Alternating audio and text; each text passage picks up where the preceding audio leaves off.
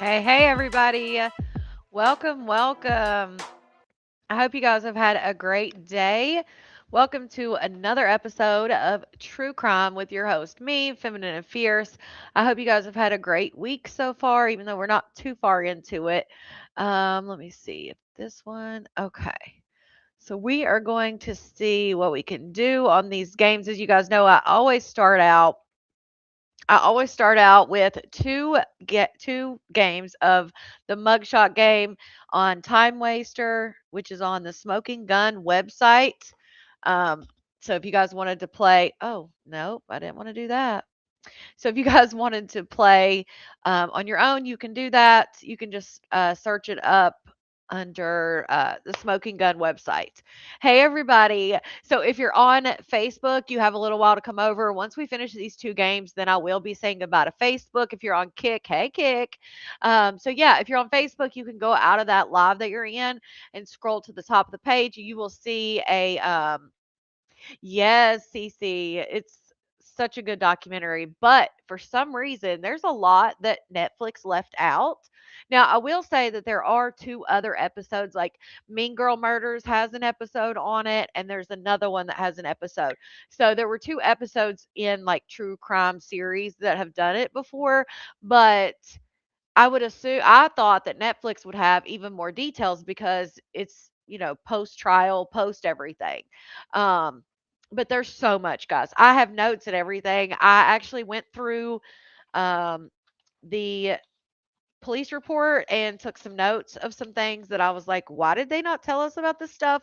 But yeah, anyway, um, I think the Mean Girls one is in her defense. I didn't get to watch all of it. I will say that um, I feel like some of the friends on the Mean Girls episode talked more truthfully, in my opinion. I feel like on the Netflix documentary, her friends, especially Rosie, which if you watch the documentary, you've seen Rosie. She was, um, Kels, what do you mean it's on YouTube? Well, they did a few things, but even Long Crime left out some stuff.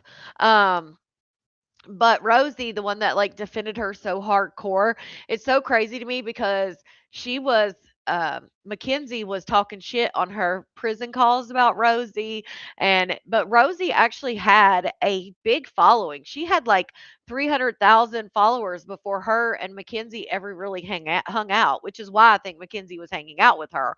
Um, but there's just so much.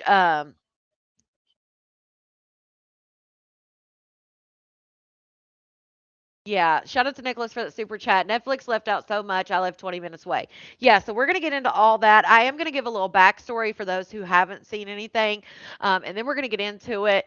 I've got prison calls, I've got stuff from the police report that they left out, um, all kinds of stuff. So we're going to get into it, but let's play these two games real quick. We got two coming up. Let me see something real quick before I do that. All right. So you guys know how to play the game. There are five defendants and then five things that they might have done. Killer Cases, season 12, episode 4. And then Mean Girl Murders, which is on HBO Max, season 2, episode 7. So thank you for that, Val. You called Puka? Wait, I missed it. Yeah, Nisi, this is such a good one. So let me see here. Trying to get this up. So yeah, so you just tell me who you think did what crime and let me know. All right. Let me pull up the comments real quick so I can actually see them. There we go.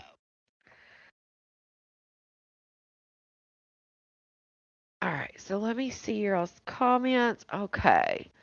So we've got I see 3 for stalking. What else do you guys think? Let's see.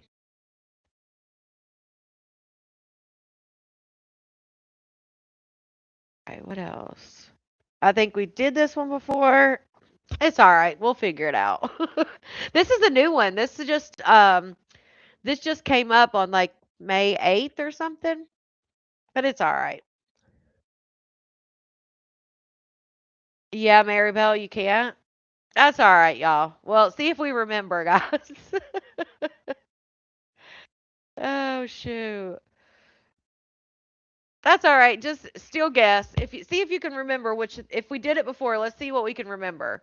Um, Grand Theft. Okay. Anybody else remember what the other ones were? Oh, I think I do remember. Now this is like last week's. No, they're not remaining. They're not supposed to repeat, but I didn't realize that we had done this one before. So, all right. Well, that leaves unlawful use of a weapon and driving under the influence. I've got a different one for the other one, but yeah, I remember doing this one too. My bad, y'all. You said 4 is indecent. I got that one. So we've got. Does anybody remember what 2 and 4 were? I think driving under the influence was 5. So let's do it like this. We kind of cheated on this one. Oh, we got it. There you go, Christine. We did that repeat just for you, Christine.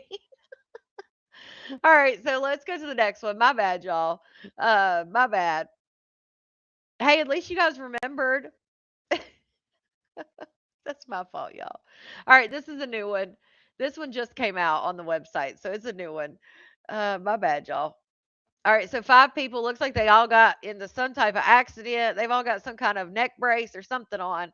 So we've got coke trafficking, driving without a license, a felon in possession of a pew pew, driving under the influence, and carjacking. Shout out to Marianne for the floating heart. Yeah, I love a good 5 out of 5, even though we just did it. Thanks, Val. Shout out to Kels for the floating heart. What do y'all think? Let me know. Yeah, we did get 5 out of 5 last week. That was on that one. One of them was that one. We actually got 10 out of 10. I know, right? What I don't know. What do y'all think? One is carjacking. Okay, so we'll do one carjacking. Who is the Kokiana?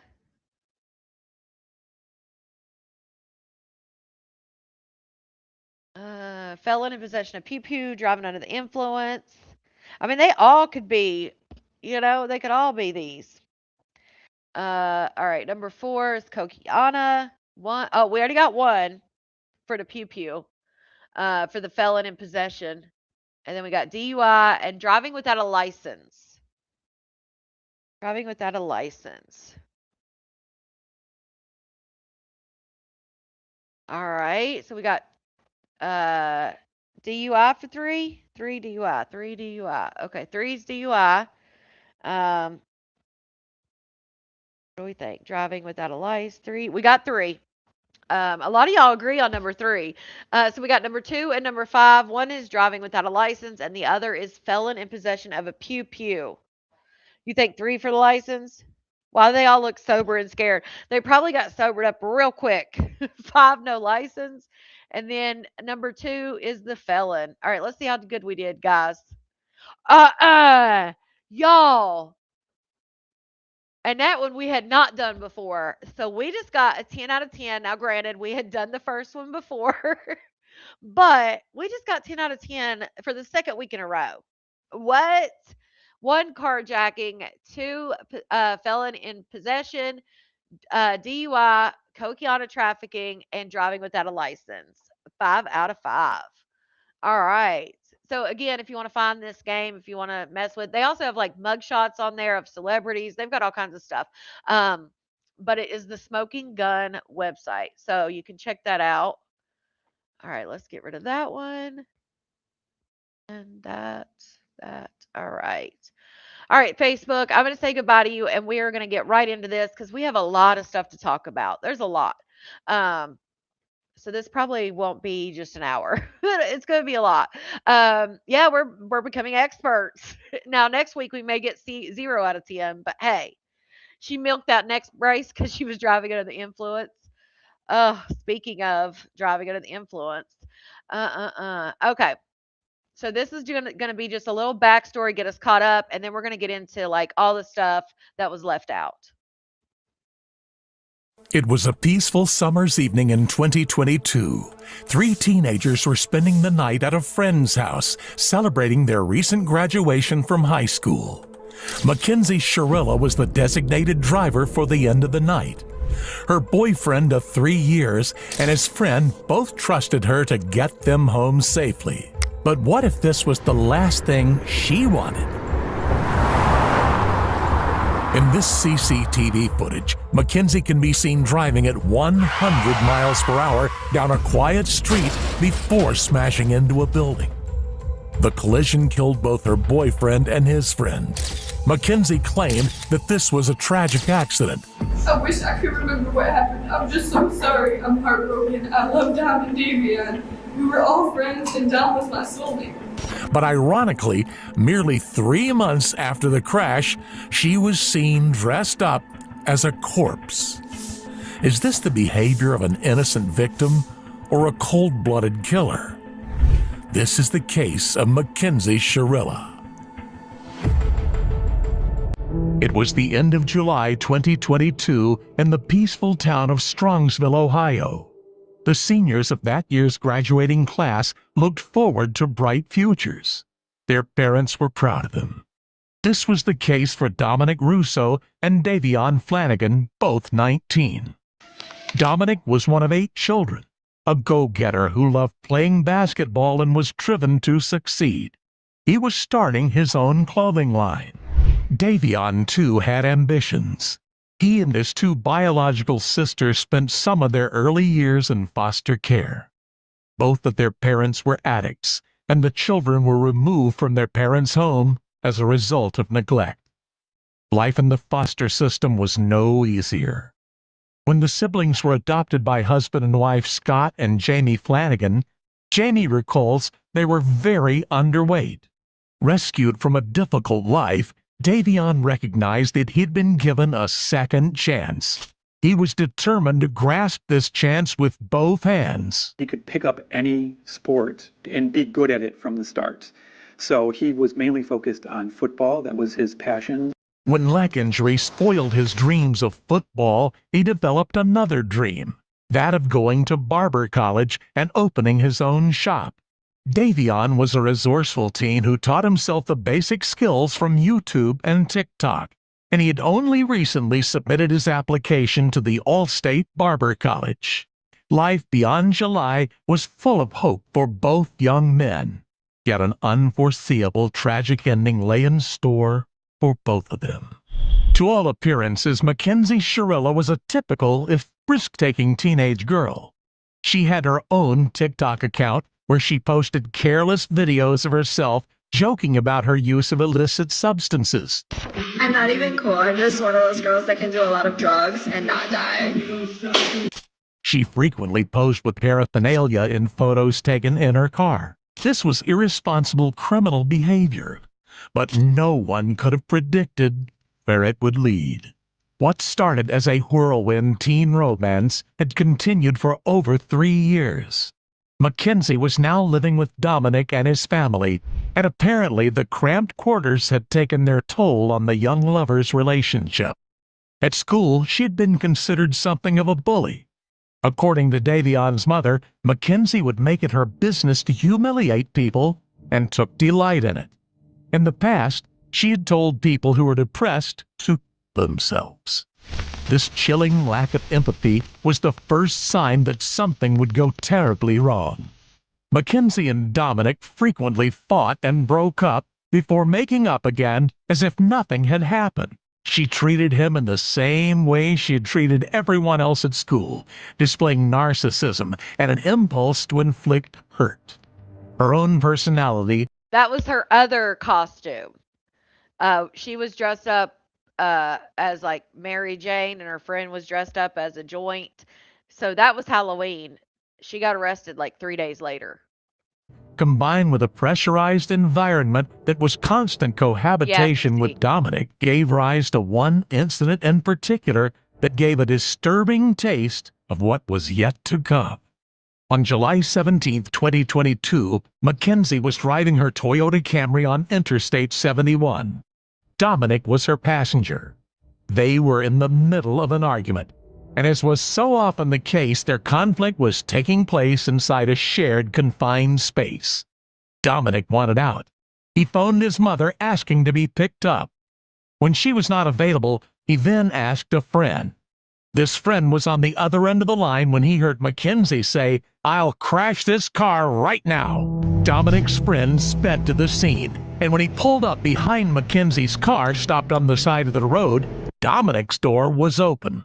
As Dominic sat there, Mackenzie was hitting him with both hands. He observed at that time the defendant striking Dominic Russo with both hands, and that he overheard her make a statement, an admissible statement, and she said, "Dominic, I'm going to crash this car." In another incident that same month, Dominic recorded another argument. In the videos, Mackenzie could be heard repeatedly degrading him. Things had clearly degenerated between the couple. From living together, he was now no longer comfortable with her presence in his house. She threatened to key his car if he wouldn't let her in, or else break off the door handle. You're gonna key my car. I'm gonna key your car if you're not letting me in the house. You're gonna key my car if you don't let me in the house, yes. She counted down, enforcing a time limit for him to come and let her into the house. When Dominic still didn't open the door, Mackenzie said, "You're gonna come open this door right now, or there's gonna be a serious problem." Once again, Dominic called his mom for help. The involvement of his mother in both situations reminds us as to just how young both Dominic and Mackenzie were. The conflict in their relationship continued to escalate, but no one could have predicted where the relationship would end. At approximately 5:30 in the morning of July 31st, 2022, a car crashed into a Strongsville building at speeds of 100 miles per hour. This car was a Toyota Camry. Its passengers were Dominic Russo and his friend Davion Flanagan. Its driver was its owner, Mackenzie Shirilla. Dominic and Davion died at the scene. Mackenzie was unconscious and not breathing. She was flown to the hospital in critical condition. To all appearances, this was a tragic accident that had cut short the lives of two promising young high school graduates and seriously endangered the life of a third. This was what the community believed. These kids are part of my heart. You lose one, and it hurts. It hurts till you cry. It was shocking. We've known Davion for about 14 years. They've been neighbors of ours. We've watched him grow up from this little scrawny kid to this big muscular football player.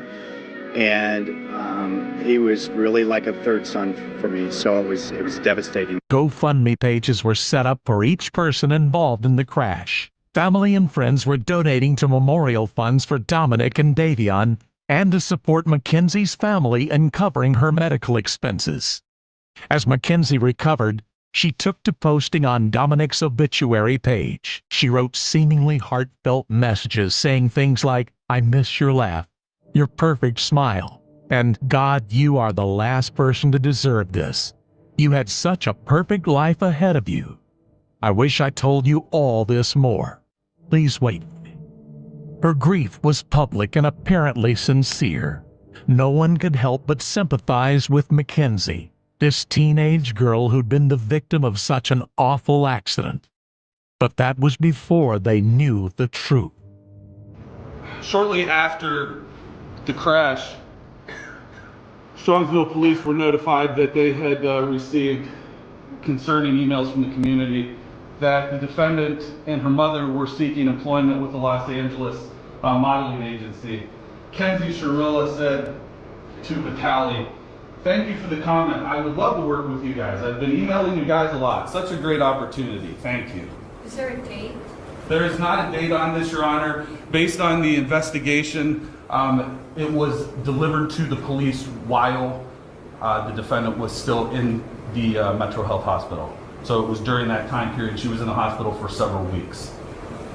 Shortly after being released from the hospital, the police were provided additional videos of the defendant from her wheelchair as she attended a concert down in the Flats. And again, Your Honor, I'm introducing these to the court to show the... This was 49 days after the accident. 49 days, y'all.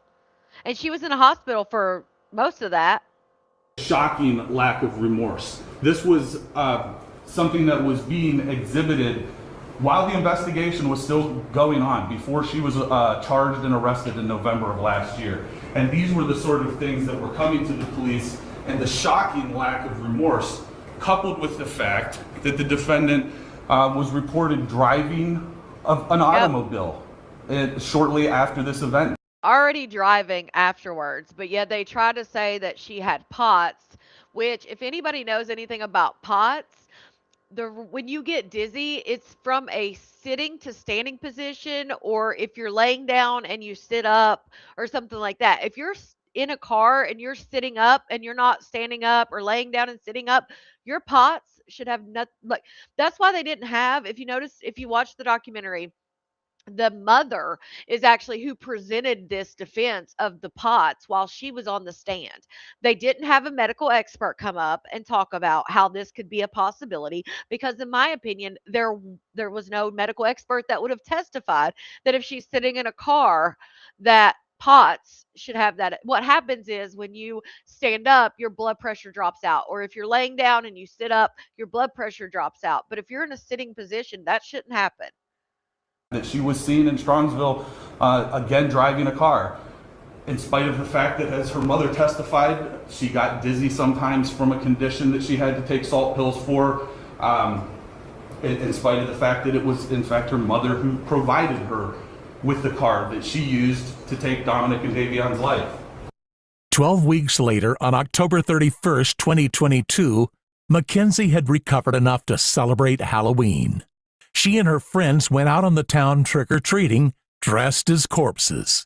In a corset and heavy makeup, Mackenzie was almost unrecognizable. She certainly looked nothing like the grieving victim of a horrific auto accident who'd lost her boyfriend only 3 months before. In another outfit for the same celebration, she dressed as Drank, a popular concoction with teenagers made of cough syrup, alcohol, and a soft drink combined. Her friend was dressed as a Joint. Together, they celebrated substance abuse and death, the terrible hallmarks of her recent trauma. Indeed, the police found evidence of illicit substances inside the crashed car.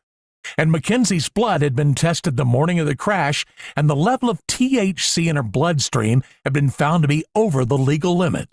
This on its own would be enough to charge her with driving under the influence, changing the traffic accidents into the consequence of reckless teenage behavior.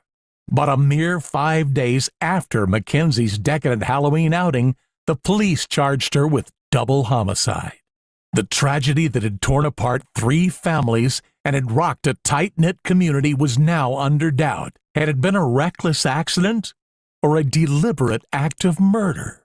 Mackenzie's lawyers contended that she had lost control of the car. As a teenager, they suggested, she might have been easily overwhelmed by a chaotic situation and unable to stop the car and save its passengers' lives. The attorneys pointed to how common reckless driving is among young people. They described Mackenzie as inexperienced and irresponsible, but not a murderer. Is it just kids being kids? Is it Dominic grabbing the steering wheel? Is it Mackenzie maybe speeding and say, oh my God, dark out, it's late, I'm coming up to this, I better do something, and she goes like that to avoid an accident, not acting purposely, but in fact trying to avoid it? Is it sudden acceleration, panic? They cited her use of illicit substances as another factor in the crash.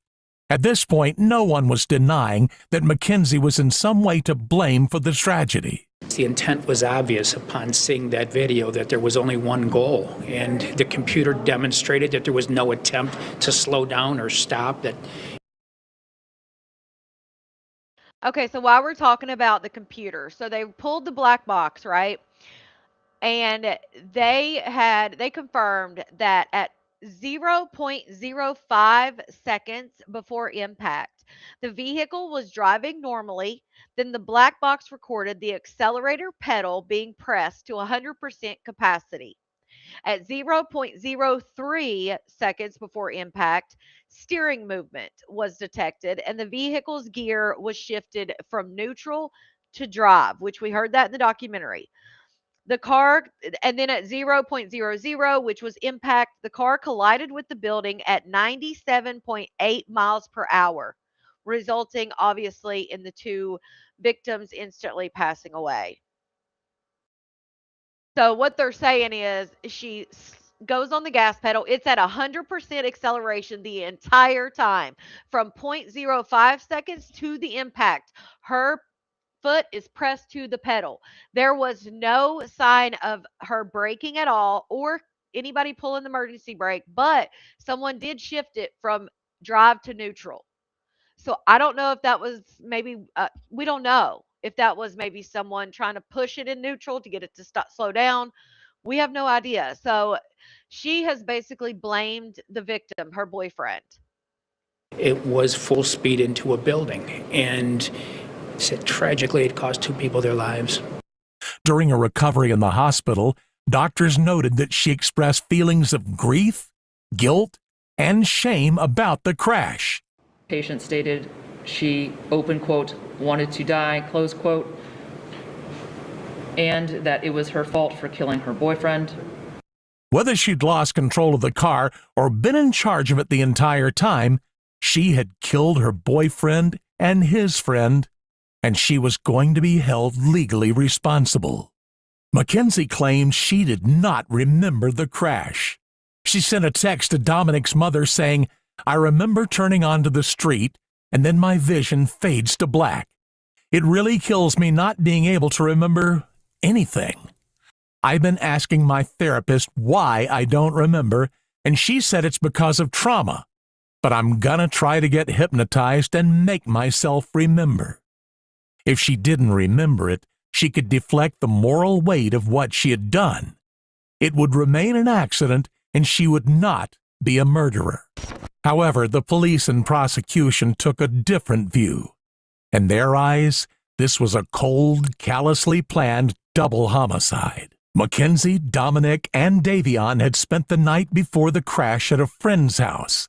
They had smoked illicit substances, but this was not what lay at the heart of the horrific events to follow. Shout out to Outlaw Savage, Kimmy, for the GGs. Is that what it is? Thank you so much. Mackenzie had a plan, and Also, I will say that it is not uncommon for someone who gets in a traumatic crash like this, because let's not forget, she was in critical condition. She was pinned underneath the front dashboard. And she had a liver laceration, kidney laceration. I think it was kidney. She had a broken femur, a broken humerus. I mean, she had several things too, and she was unconscious when the cops got there, and they had been sitting in that field for they think about an hour.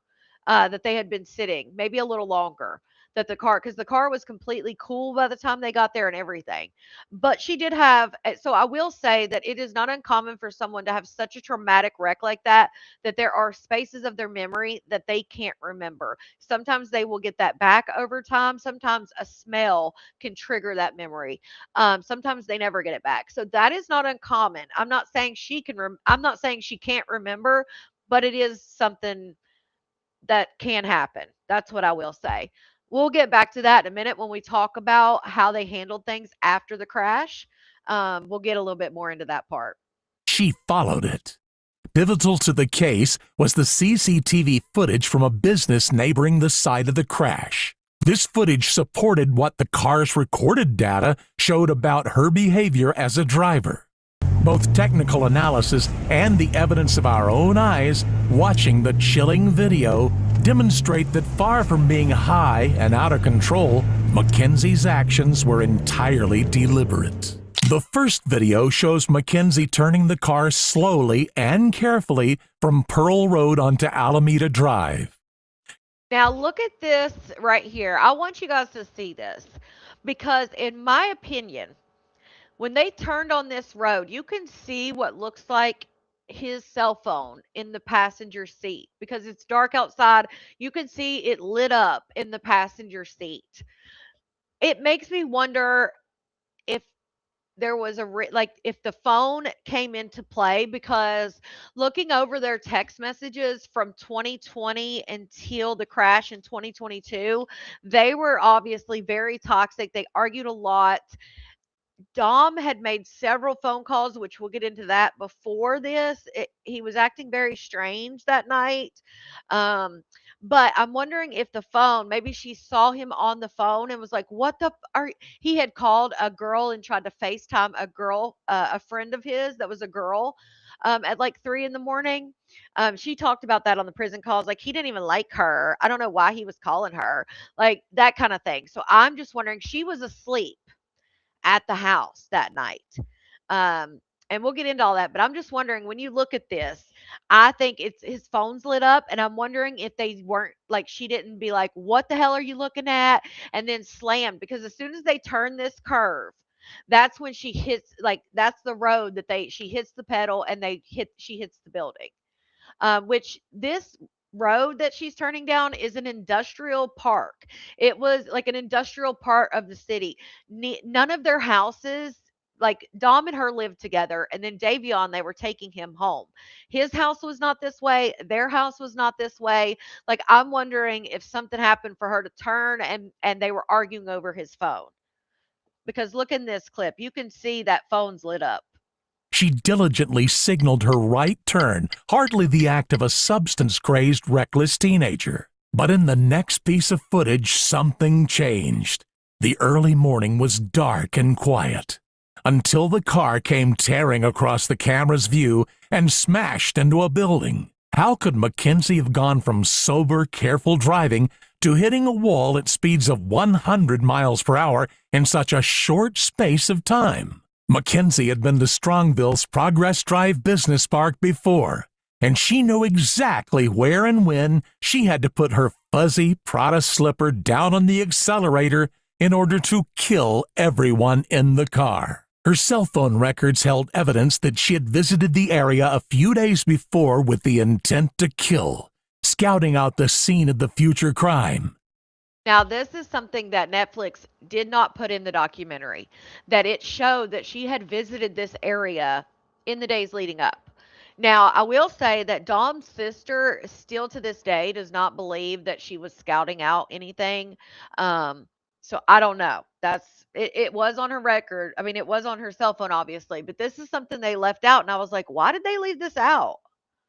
She chose the area and the time early in the morning, before any witnesses would be around. This plan did not involve Davion. Davion only needed a ride home and was in the wrong place at the wrong time.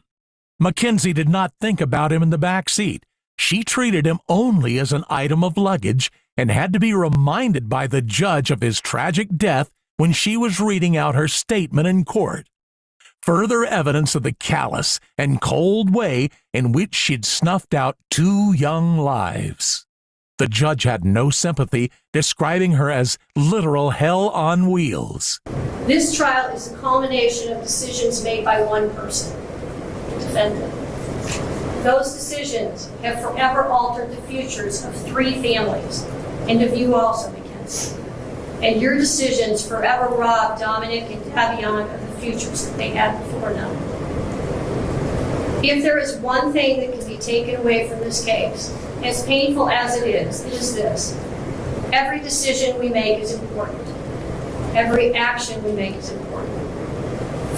Regardless of whether the decision is a good one or a bad one, or the actions are good or not, the result is the same.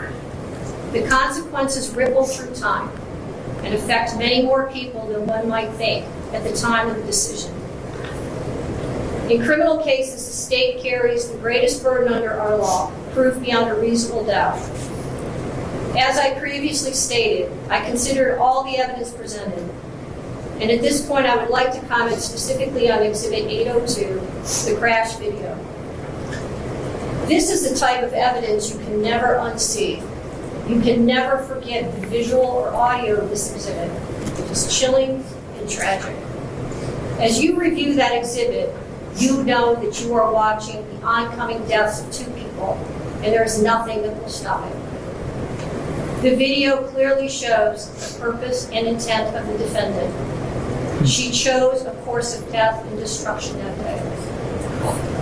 Exhibit 802 crystallizes the deadly decision-making of the defendant.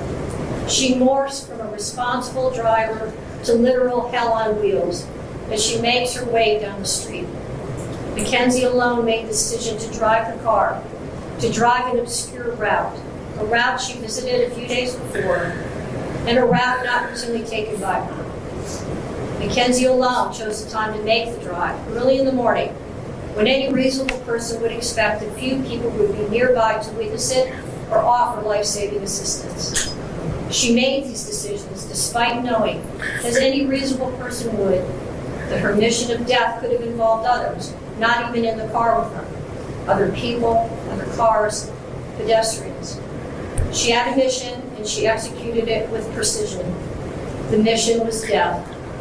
Mackenzie alone decided to push the pedal to the floor and demand the ultimate speed of that vehicle to 90 to 100 miles per hour.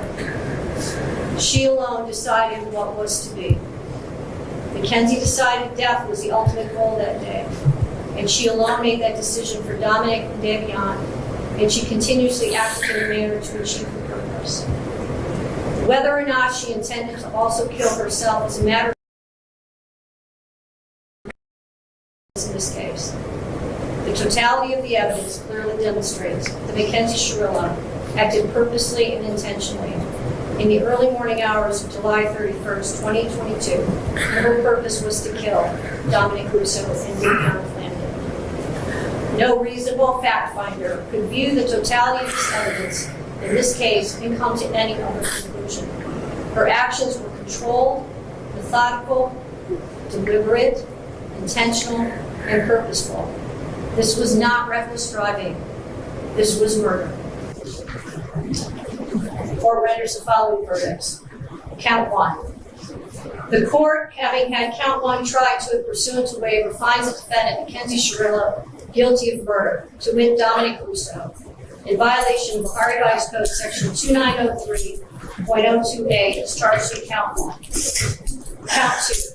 The court, having had count 2 tried to it pursuant to waiver, finds the defendant, Mackenzie Shirilla, guilty of murder, to wit Davion Flanagan, in violation of Ohio Revised Code Section 2903.02a, is charged in count 2 of the indictment. Count 3, murder. The judge found Mackenzie guilty of murder. Meanwhile, Mackenzie and her mother maintain that she is innocent of murder. I just want to say to the families that I'm broken, sad, and like I said, this mother, if I would have been her, Mackenzie, this mother thought that's the problem, is they think they're smarter than everyone else. And that's what I see, even from the interviews they've done. They're all over social media. They're talking out now after the documentary. Like, she needed to shut up. She made it worse for her daughter, and you could see where her daughter gets her entitlement from. lost, and my heart hurts for everyone, okay? Davion was her new friend, and Dom was the love of her life, and he was part of our... Davion was a new friend. What?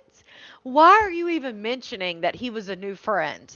And I love that the judge called her ass out. Family, okay? I'm just so sorry that this happened, and we're heartbroken, okay? And then, Your Honor, this was a terrible, tragic nightmare accident to have happened that she has no memory of, and she will never emotionally or physically recover from it. She almost died too, and we're asking that you please not run the sentence as consecutive. He was family, and we all loved each other. That morning of the accident, she called, I got a phone call that there was a car accident, okay? So we went to the hospital, and I didn't even know who was in the car. The names had not been confirmed yet. And I'm gonna cry because I missed Dom so much. We loved him so much. So I called Dom, like, over and over again, praying that he was gonna answer the phone, and he didn't answer the phone. So then I tried to call his mom, and she didn't answer the phone either. And I still didn't know who was in the car. I didn't even know if she was alive. I didn't know what was happening. So then we were in the waiting room. And then his mom she did call me, so I answered the phone, and I was like, oh my God, like, I don't even know who was in the car, like, what's happening, was that Dom? And she said, what do you mean, my son is dead? And I was like, I'm so sorry. And then she said something like, and now I have to wait until your kid's out of the hospital, and then I didn't hear the rest.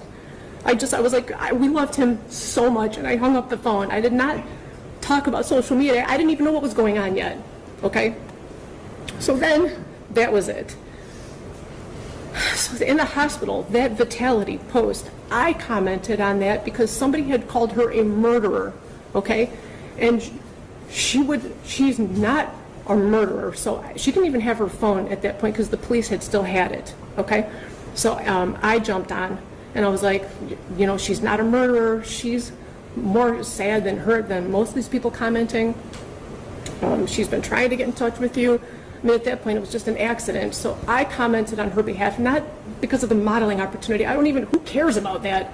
I don't want them to refer to her as a murderer, okay?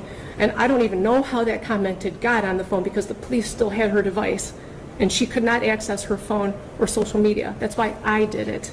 I just wanted them to stop calling her a murderer so that when she did come to, and she did come out of surgery, multiple surgeries, that she wouldn't see all these people calling her a murderer because she would never, ever, ever murder the love of her life. I'm hearing an awful lot about your daughter. I'm not hearing very much about the two dead people. Dominic, okay, I'm asking you for a leniency because this was a tragic accident that she does not remember. And Davion, he's a new friend. And I'm so sorry. What does that mean? His life is worthless? No. God, no, not at all. They all loved each other. They all spent every day together. You know what I mean? I don't know too much for him. Isn't that part of the problem, Mrs. Shirilla? Sorry? Isn't that part of the problem, that they all trusted each other? Isn't that part of... It's not a problem at all. It was wonderful. It's a problem how they all ended up in the car together and two of them ended up dead. I understand. I understand what it looks like. I'm saying that it was a tragic accident. She would never. Well, we're going to have to disagree on that. I understand. Right. And I respect your position if you disagree with me. I understand. But anyway, that's it. I just wanted to address those. We told her to go to those things, and then she did go with Dom's family. So look at that. Don't look at it with the look on that with different eyes if you can, please. Those things are not relevant. Not at all. Not at all. Not at all. But she's a good, if you would have a moment, all you would need is 5 minutes of a conversation to have with her to learn who she is. Just that, you would just need 5 minutes to learn who she is and what she's capable of not doing and doing, and you would see for yourself. That's all. I'm so sorry, guys. Thank you. I'm sorry. I love you. The families of Dom and Davion, I'm so deeply sorry. I hope one day you can see I would never let this happen or do it on purpose. I wish I could remember what happened. I'm just so sorry. I'm heartbroken. I love Dom and Davion. We were all friends and Dom was my soulmate. I wish I could take all your pain away. Her pleas did not help. The judge found Mackenzie guilty of murder. Mackenzie was sentenced to 2 15-year to life sentences to be served concurrently, meaning she'll be eligible for parole in 15 years' time. Some members of the victims' families found this unfair. I am devastated by the loss of Davion. The world lost a truly special man. Now that Davion is gone, I feel stuck. I feel as if I can't move forward. Dom was not only my brother, he was also my best friend. Be thankful that you're still alive and have a future, whatever that may be. Dom and Davion were robbed of their futures, their hopes, and their dreams. A twisted, tumultuous relationship had ended in not one, but 2 horrific deaths. We are just thankful that we feel justice was served today. There's not a day that goes by that we don't miss our son, and justice was served for him today. But honestly, there's no winners here. There's no winners here today. What do you think? Is Mackenzie's sentence justice? Let us know your thoughts in the comments below. Okay. So let's get into a few things because I do have some more videos to show you guys. But I do want to just touch on a few things before we get into more videos. Okay. All right. I got notes because there is just so much on this. Okay. So much. Oh my goodness. Let's see. Okay. So here is the timeline of events that happened. Okay. So the night of the crash, July 31st, 2022. Her and Dom and Davion went to a girl named Kelly's house at around 10 to 10:15 that night. They were looking to get some A word that makes you trip, if you get what I'm saying. They ended up leaving there because they allegedly found someone. I'm going to court. I haven't yet, no. They had allegedly found someone that was going to hook them up with the A word. So they ended up leaving Kelly's. There's about an hour, hour and a half in between where they are unaccounted for. So they assumed that they went to get the things that they had got a plug for, if you follow what I'm saying. They ended up showing up at Paul's house. Now, this is the place, Paul's is where they leave and then get into a crash. So they end up showing up at Paul's house. There are people there. They had shrooms, and of course, they had Mary Jane. Paul, which was the person living there, actually went to sleep about 1 a.m. He woke up. Now, you guys saw in the documentary that the people that were there said that they were watching a documentary and that Mackenzie had fallen asleep. So it aligns with what Paul says. But he says he woke up about 2 or 3 in the morning to get water and he saw Mackenzie sleeping, but everyone else was awake watching South Park. Um, Dom sends his final message at 2:53 a.m., which he texted his dad that he loves him. Between 12:41 and 3:30 a.m. Dom is on his phone. Hey, Fishin. Dom is on his phone texting his friends, his brother, his mom, his dad. He even tried to FaceTime a friend of his named Blair, which she says was unusual. And he tried to FaceTime her at 2:41 a.m. So it seems like leading up to, and again, Mackenzie is supposedly asleep on the couch during this time, which I find that part very odd. Like, what was he? Because they said it was very unusual. And for someone, it's 12:41 a.m. to 3:30 in the morning, and he's texting people like his mom, his dad, his brother, like, um, not his friends, this girl, he's trying to FaceTime her. I'm just wondering, like, what's going on because she's supposedly asleep at this point. Like, did they get into a fight prior to her going to sleep, and that's why she went to sleep? And so he's texting all of them because she had threatened this many times. But so that's a little input on where he was at. Um, so then they ended up leaving at 5:30 and then they get into the crash. Now they crashed and they were not found for at least an hour by a runner that happened to be running in that area and happened to spot the crash, called 911. If you've seen the footage, you know that they came up on it. They knew immediately. They thought all three of them were gone. They said, and then they started seeing her stomach move, but she was unconscious. And then she was speaking to them at the scene. They airlifted her. Both of them were DOA. They airlifted her to the hospital, but it took a while. They all three had to be they had to all three get taken out of the car. Obviously, it looked. You saw it on the picture. It was completely crushed. I don't know how she survived. She had a lot of injuries as well. But okay, here's the crazy part. There was no drug testing. Okay. So there was no drug testing. They canceled the order. So in the police report, the officer says, I called Metro Health about the life flight log and toxicology. They said no testing was done because the physician canceled the order. I called APA Troop to inform him. Several days later, on the 3rd of August, a sample was taken. So the sample taken in flight was discarded. What's more frustrating is that the sample from July 31st was actually not discarded because the physician canceled the order that night, right? So there was no testing done on it, but the vial of blood was kept in the lab. Okay. It was not discarded until August 5th. Okay. The hospital lab had a search warrant which was served August 4th. So they serve okay, so she comes in life flight. Light flight takes a sample of her blood in the helicopter. They take a sample. The physician, she gets to the hospital, the physician cancels the toxicology, cancels the drug test. The lab keeps the blood. The lab gets a search warrant on August 4th, 5 days later. They don't do anything about it. On August 5th, someone throws the vial of blood away. Now you think about that. So the blood from the 3rd is what they have used to test her. So she wrecked on the 31st.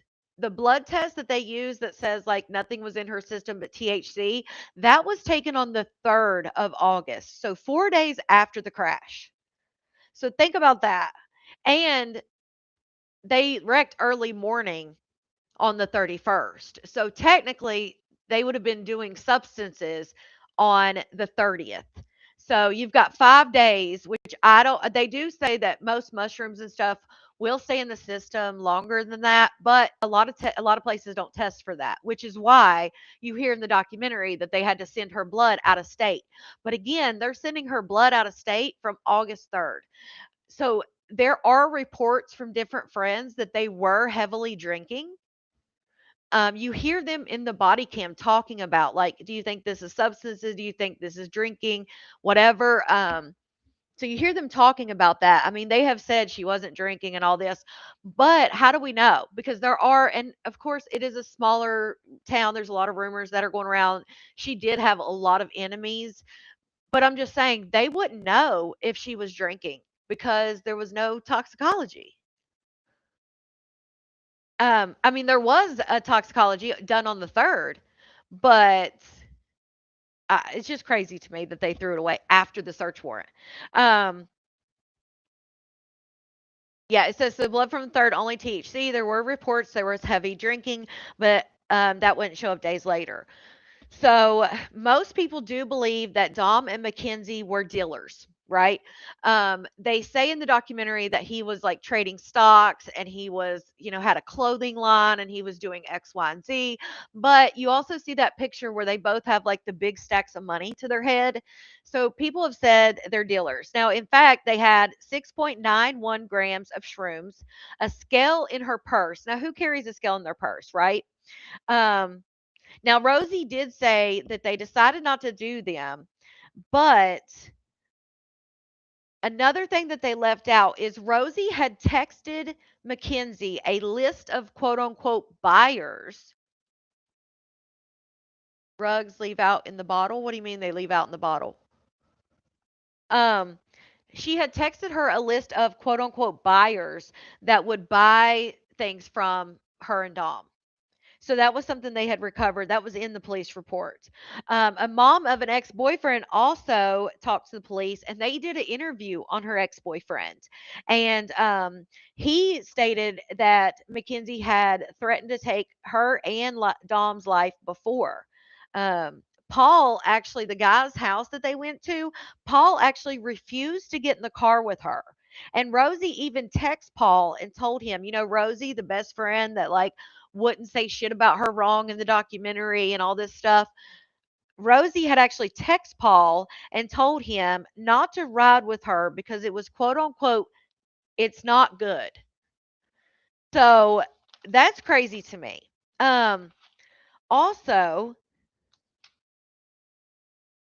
you guys know they talked and talked about how she was not she didn't have she would never take her own self out. When they draw blood and save it, it has rugs and do the rugs leave out in the tube. No, I mean if they tested it, they'd be able to see if that blood had stuff in it. But they threw it away, so there's no test they can do. Yeah, it's called The Crash. So this is some in-depth stuff about Netflix's new documentary The Crash. This is more stuff about the case. Okay, so, well, let me not get into that right now. Okay, so right after the crash, it is said that Mackenzie was conscious, but that her mother, Natalie, and her parents were actually telling Dom's family and everybody that she was unconscious, that she was not like she wasn't awake. They were, and in my opinion, they were telling them that because they were trying to get their story together. That's what I think. Yeah, me either, Melinda. That's what I think. I think they were trying to get their story together. So, in the police report, August 1st, this is another, well, I'll point that out in a second. So, August 1st, 9:05 a.m. Now, this wreck happened on the 31st. So, this is one day after the crash. One day, right? Mom tells her, don't say anything to the lawyers. She was worried about the public perception immediately. Like, your daughter just has like she had surgery. Her daughter had to have surgeries. Like I said, her liver was lacerated. I mean, she had broken bones. She had so much wrong with her. Like, she's lucky she survived this, okay? And her mother's thing was she was worried about perception. In the police report, the cop says, I explained once she's discharged, I would like to speak to Mackenzie. Mom states her husband said we can't speak without lawyers. I encouraged her to pass my info on to their attorney. We agreed I'd call next week. But then she said she was concerned with the public's perception on social media. And we even heard as far in as from the first day after the crash, literally 24 hours after the crash, she's worried about social media. We hear in her statement, which I don't even know why she made a statement because she's not a victim like her daughters who did this. So I don't know what her purpose was, but it definitely wasn't to rebuttal what the damn prosecutor said. And that's what she got up there and did. But we heard her talk about social media. Oh my God, I just didn't want them to see. I didn't want her to wake up and see on social media that people thought she was a murderer. Like 24 hours, and that's what you're talking to the cops about? Okay, so 2 days after, and they touched on this in the documentary, the Brands were reaching out, and the mom says, now you could see where the mom had replied and then the girl had replied.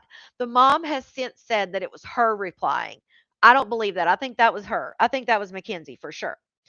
Also, what we didn't see is that mom was soliciting LA model agencies while she was in the, like 2 days after Mackenzie, like 2 days after the crash. Her mom was reaching out to LA model agencies to try to solicit her daughter.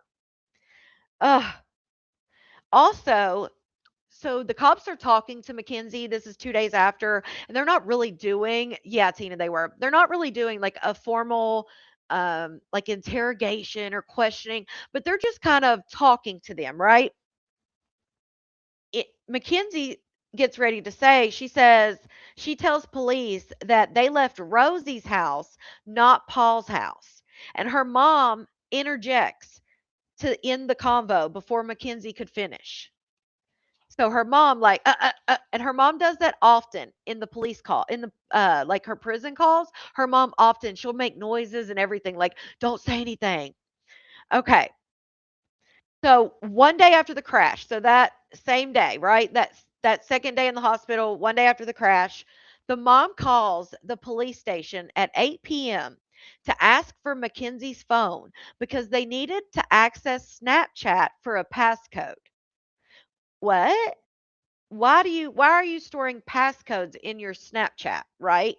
And I think this comes back later. I think they wanted, of course, wanted to get into Snapchat because maybe they wanted to delete things or they didn't want, which is dumb because obviously the cops can find it regardless. But she was like on their ass for this phone. One day after the crash, okay, Sergeant Nip Sergeant Nip called to let me know Mackenzie's mom called the station. This is what's in the police report. Sergeant Nip called to let me know Mackenzie's mom called the station requesting access to her phone, specifically for Snapchat. I told Sergeant it was evidence and it wouldn't be released until a search warrant was applied for, which was under review. She kept calling back. She called over and over and over to this police station to get her daughter's phone back because they just incessantly needed to access Snapchat. Okay, August 6th. This is now 7 days after the crash. Mom called the police to say mean people online are blaming Mackenzie for the crash and alleging she did it on purpose. The following day, we're at August 7th now, 8 days after, was the day of Dom's service. Now, Mackenzie wanted to attend his service, and she was combative as hell in the hospital. She was threatening to sign out AMA from the hospital because she just had to go to his service. The nurses were so scared, like so worried, they called the police. So the police were dispatched to the hospital because she was being so combative. Now, by the time the cops got there, I think the nurses had pretty much calmed her down and they let her, I guess, attend virtually to this. But that's just one of the, I mean, like, what? But now back to, if you guys remember, in the documentary, her friends kept saying that she was not suicidal, that she would never do that, which I thought it was crazy that Rosie was like, she was so into her body and she was so worried about what she put in her body and she was vegan and girl, she had mushrooms and freaking put online how much she smoked every day. Like she wasn't that health conscious, but they were like she was not having any suicidal ideations and all this. Something else they left out in 2020, Psych was called to Mackenzie's house because she wanted to end her stay here. Um, it says female will not be transported to the hospital. This was in the police report. Female will not be transported to the hospital. Parents do not think that her threats are real. They do not believe that she will actually hurt herself. Um, and we know like her mom, she's tried to silence friends. Like her mom still is in contact with her friends and like tries to micromanage social media. It's the craziest thing. Like they're trying to silence friends, telling them not to cooperate.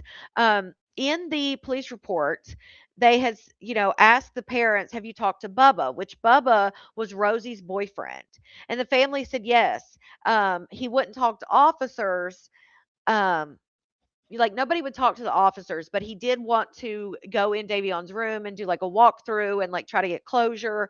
But Bubba did tell people that the dad, and again, this is in official police reports, that the dad went up to Bubba and quote unquote told him, "Help me save my daughter." There are several quotes about Mackenzie yelling at her parents, telling them like, "Get the f out of my hospital room, get the out of here." Like Mackenzie runs the show. Um, like they brought cash, which I have a clip of this, like where she talks. They brought cash, like I think it was $162. She's like, "Can you put that in my bag?" Like, is she just the way she acts? Also, now this was a kicker for me, and I don't know why. This is one thing I don't know why Netflix did not put this in there, but I think maybe they were just trying to get the parents to cooperate with the documentary. Maybe they didn't want to piss people off. I don't know. But it says in the police report that dad said that she did it intentionally. Now, listen to this. According to both officers, Adam Doyle asked them about, according to both officers, they asked about the status of the investigation. He added that during the hospital stay, the father said, quote unquote, Mackenzie intentionally drove her vehicle into the building in an attempt to take her own self out. During the combative episode, so where when Mackenzie is trying to, oh, thank you so much, Sherry. When Mackenzie's trying to leave the hospital room, right? And she's combative, and they had to call the police and all this. This is why I mentioned this story. When all this is happening and she's threatening to sign out AMA and all this, they said, Mr. Shirilla stated to the officer that they had to keep her in the hospital. Basically, like she couldn't sign out AMA, like, please help us keep her in the hospital. And he said, because she's already tried to off herself and she killed those two boys. These are direct quotes, which I don't know if they did not put this in because it's the officers and I guess it's hearsay, but they're officers, they're cops. Like, what do you mean? Like, I don't understand. I've seen cops testify at trials before about what people said and they believed it. So I don't understand why. I mean, for him to say, like, we've got to keep her in here, like, which any parent should be like that if their kid did this. We've got to keep her in here because look what the hell she's already done. What if she gets out here and finishes the job? Is basically what he was saying. But yet in the documentary, they acted like, oh my God, she loved herself. She would never, she would never. Wasn't true. Okay. Um, Also, they said that she had been on antidepressants since middle school and that she had stopped taking them because she didn't like how it made her feel. So I don't know if that has anything to do with maybe, how she was acting or, maybe I don't know. I don't know what her diagnoses were, but if you stop taking your meds, maybe she was bipolar. I mean, I don't know. Um, so 2 weeks before the crash, at the end of the documentary, they showed these text messages, and her mom and them were like, "We're going to get an appeal. There's so much we didn't show. We're going to get an appeal. We're going to get an appeal." Guess what? Her parents hired a new lawyers, right? Because Mackenzie hated her lawyer after all this. His name is Jim, and you'll hear her talk about it in the jail calls. But she hated him.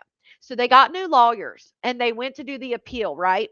Well, you can't just do an appeal anytime you want to do an appeal. You have a certain set amount of time between conviction and when you can appeal it. I don't know how long it is. It's different in every state, but guess what?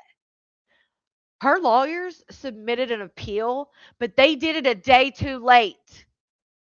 If you had an appeal and you had, say, and again, I don't know how many days they had, but say you had 90 days to file an appeal, why the hell would you wait to the 90th day to file it? And that's what they did. They waited to the last day that they thought they could file it. Come to find out, it was the day before. Now, her lawyers have went on to argue that it was a leap year that year. And so that makes a difference on how they counted the days or some kind of BS. I don't know what but they were denied. Like they have been trying to be like, hey, she deserves an appeal, blah, blah, blah. They're like, you missed the damn appeal date. So, and again, they've tried to fight and say it was a leap year. They rejected it. I think they've rejected like them wanting this appeal twice now because they missed it. It's 30 days. I have to look it up in Ohio.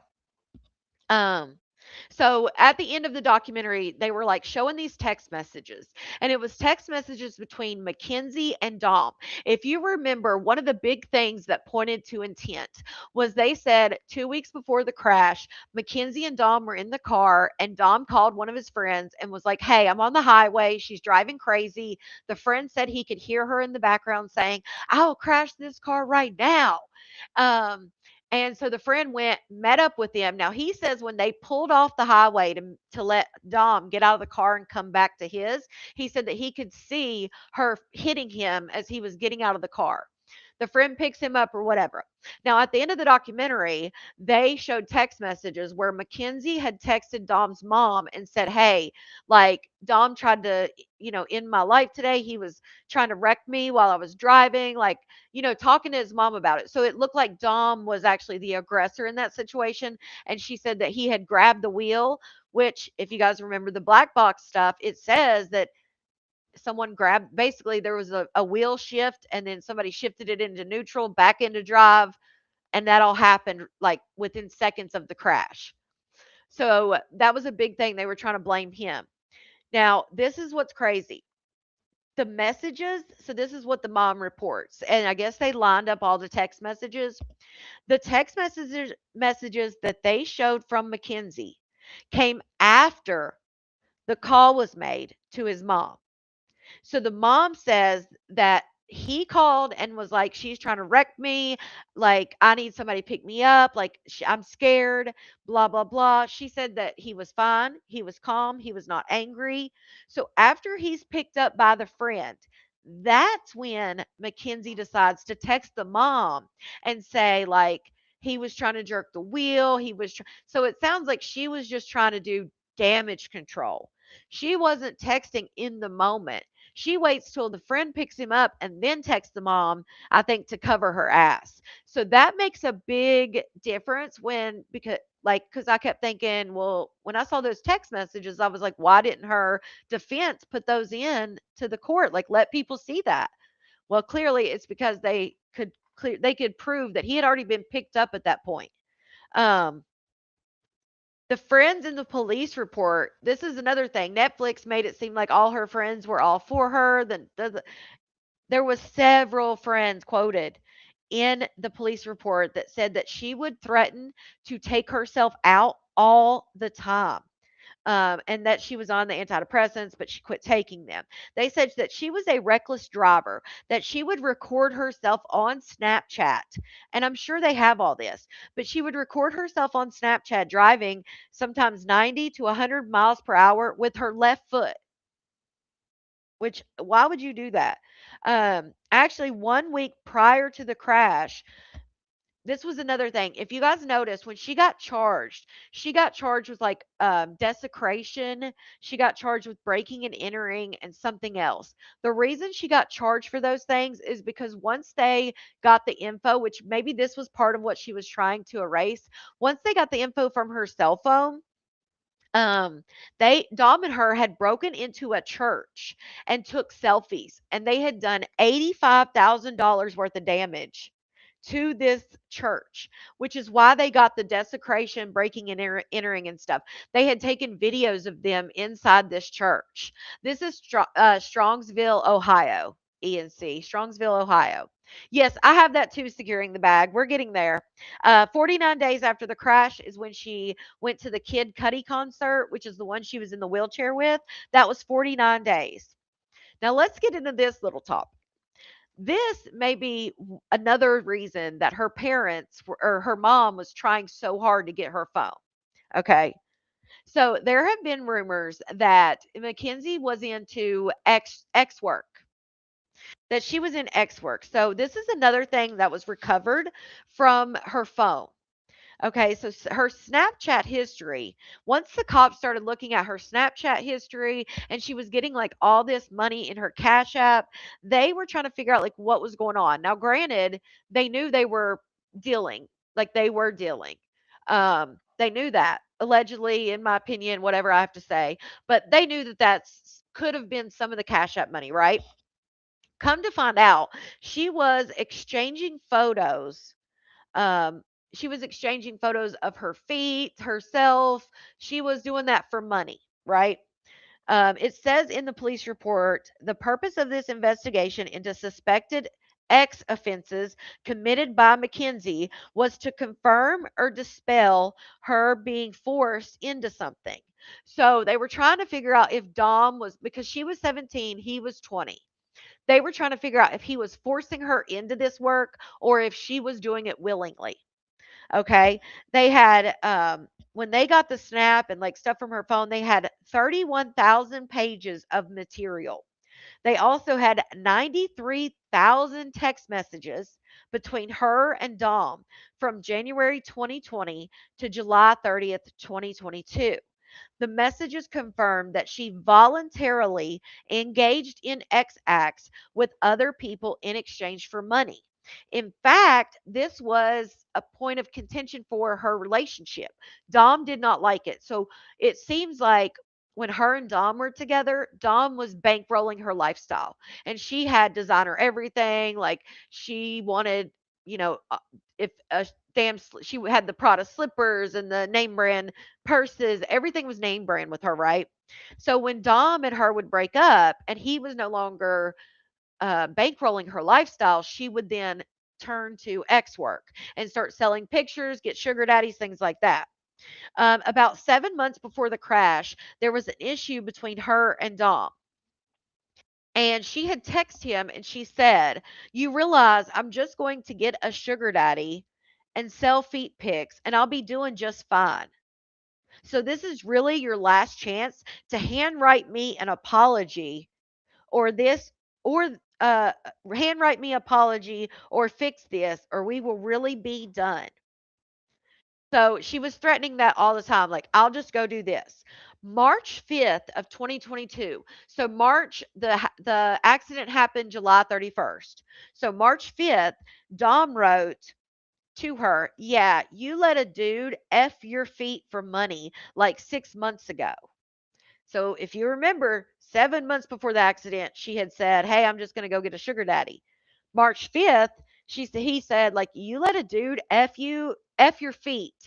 So I guess like a titty F, it was like a feet F, which is crazy. But he said, "You let a dude F your feet for money like 6 months ago." And she replied, "We were broke up and it was feet, laugh my ass off, then leave." On June 8th, just a month and a half or a month and a week or whatever, month and 2 weeks until the accident, they were still arguing about this issue with her letting this guy F her feet. Like that was something they fought about all the time. Um, so that was just something interesting that I had seen in there. Okay, so let's get into some of these videos because there's some crazy ones. I think that's all my notes. So that was a lot that they did not put in there, which again, I don't know if the expert. Oh, also, I wanted to point this out, okay? Because I found this interesting and I didn't see anyone like making the a correlation between it. Um, but we know that she was apparently telling everybody, I'm getting a soda, so if it sounds weird, she was telling everyone that, like, she was telling people she was going to off herself all the time. She, was going to crash the car allegedly 2 weeks before this. Like, she definitely had ideations, right? She definitely was thinking, in my opinion, of taking herself out of this world. Now, her birthday, she was 17 at the time of this crash, but her birthday is like, let me not say it wrong. I think her birthday is like August 2nd. She would have been 18 like 2 or 3 days later. Let me just look it up to make sure.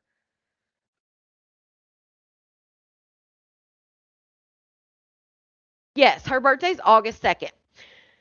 My thing is like, I do think that she was trying to take them all out of here, but I'm wondering if she also planned it to do it when she was 17 in case she did live or something. Because again, they and even her parents were like, she's a juvenile, she'll be done, she'll be tried as a juvenile. And the cop was like, yeah, that's not how it works. Like, that's not how it always works. So I'm wondering if in her mind she was like, well, if this doesn't work out, at least I'll only be charged as a minor. I mean, when I found out her birthday, though, I won't lie. In my head, I was like, "Oh my God, maybe she did intend on surviving." And let me give you another thought about that because a lot of people think she was trying to take them all out. The most of the damage. Okay, you guys remember the black box, right? And the black box showed that she was going straight and then veered, like, or the steer had motion right before and then it went to neutral and drive. I do think that could have been them moving it or whatever. I'm just wondering because the way she hit the building on the corner of a building, right? To where the passenger side hit the building, but her side didn't. So then I'm like, maybe she was just trying to like take them out. Um, Maybe she was trying to take them out, and that's why she hit the way she did on the building, so that she could, oh, thank you, Bridget, so that she could hit their side of the vehicle, and then she was thinking like she wouldn't get as much damage. I don't know. I just think the birthday thing is especially the fact that they say that she did like dry runs and she was out there and they think she was doing dry runs before the actual accident. And the fact she did this 2 days before her 18th birthday, I don't know. That also ENC, what a risk. But knowing her and how she thinks, like, I don't think she even truly even grasped at this point, like what's happening. That it's just insane. Let me see if this is the right video because I've got so much to show you guys, but I want to make sure I show it kind of in order. Yeah, that's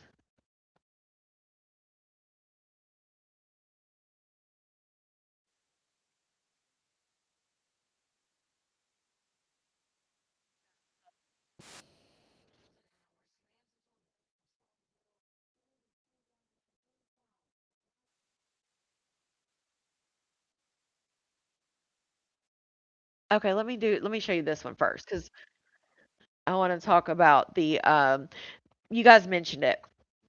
Not only that, her and her mom, like her mom and dad were very adamant of like shut the hell up. Don't Right, Keisha, exactly. They were like, "Shut up, don't say anything," and to the point that her and her mother used a language when the cops came into the hospital room. They called it like a gypsy pig Latin type of language that they used.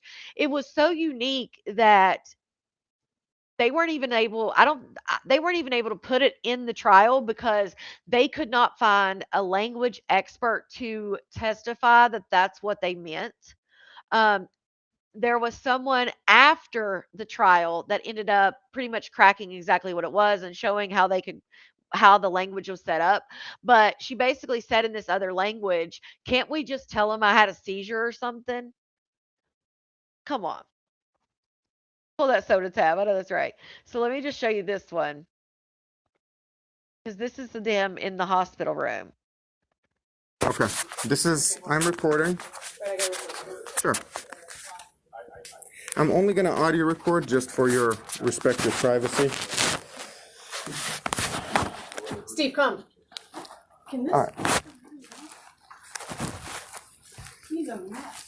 Everybody is. We all are. Okay, so this is your bag. There's some clothes in it. And we're going to give this back to you. There's some money here. I'm going to open this so we can. Put it in my bag? Yeah, we have to count it though. I just wanted you to witness that all the money See? is in there. Okay, it's just She's like, can you just put it in my bag? Like, girl. accountability. Do you mind? Yeah. Is that okay? All right, cool.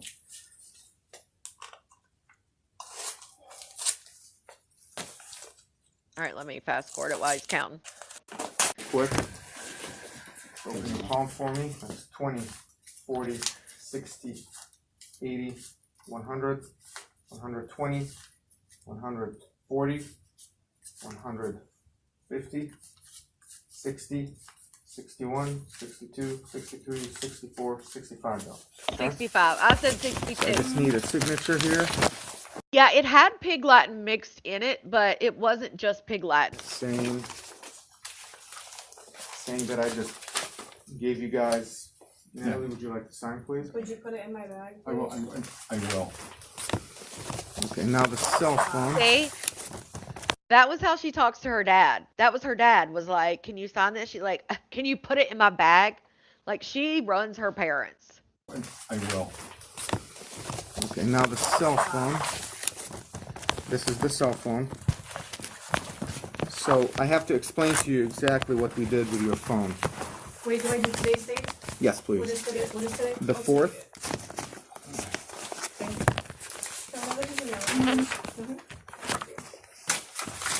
Okay. So by law, I have to give you. This is your phone. So here, back to you. Thank you so much. So this is August 4th. They wrecked on the 31st of July. So this is like 5 days after. Okay. Now, this is a search warrant. The judge, Cuyahoga County Judge Russo signed it. Can we pause for a minute? You had search activity, you downloaded the data. Everything now, nobody's looking at? Nobody's looking, but we mirrored the phone. We're gonna look through the phone. Right, but everything she does now. And see, even her mom trying to protect, which I get protecting your kids, but like, it's so obvious. She's like, well, they can't see what she's doing now, right? So in other words, like if she's talking to somebody, they don't want the cops to be able to see what she's talking about. It's crazy. Well, they can't see her now. He's like, we mirrored the phone. Well, you can't see her now though, right? Oh my God. Y'all have no sense. He's looking, but we mirrored the phone. We're gonna look through the phone. Right, but everything she does now. Now she's on her own. Okay. All we care about is pre. Right now, I'm not concerned what she does. She's free to do whatever she wants. But by law, this is the receipt of what we did, which is a download of the data, and this is the search warrant. Now, the search warrant lists the crime we're investigating as an aggravated vehicular homicide ×2. Okay? Yes. Because 2 people were killed in a car crash. It does not mean, I'm going to make this very clear, we're not charging you with aggravated vehicular homicide.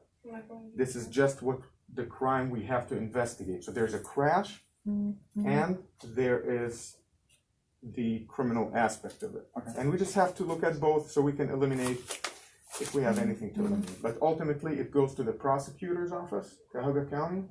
They will look at it since Kenzie was a juvenile at the time the crash happened. They will decide if she gets charged or not. So right now, I'm not going to interview her. She's obviously not in a good place to be interviewed. She has an attorney. Once she's released, I gave you my contact info. Have your lawyer give me a call or give me your lawyer's contact info, and then I'll call him. And if he wants her to cooperate, that's his decision. If he doesn't want her to cooperate, That's his decision. I do want you to know that a lot of people are coming to us and reporting things. And so usually, Yes, I was told that. usually the most accurate information we're gonna get is from her. Yeah. So whether or not she chooses to call. I've been told that. Like, what?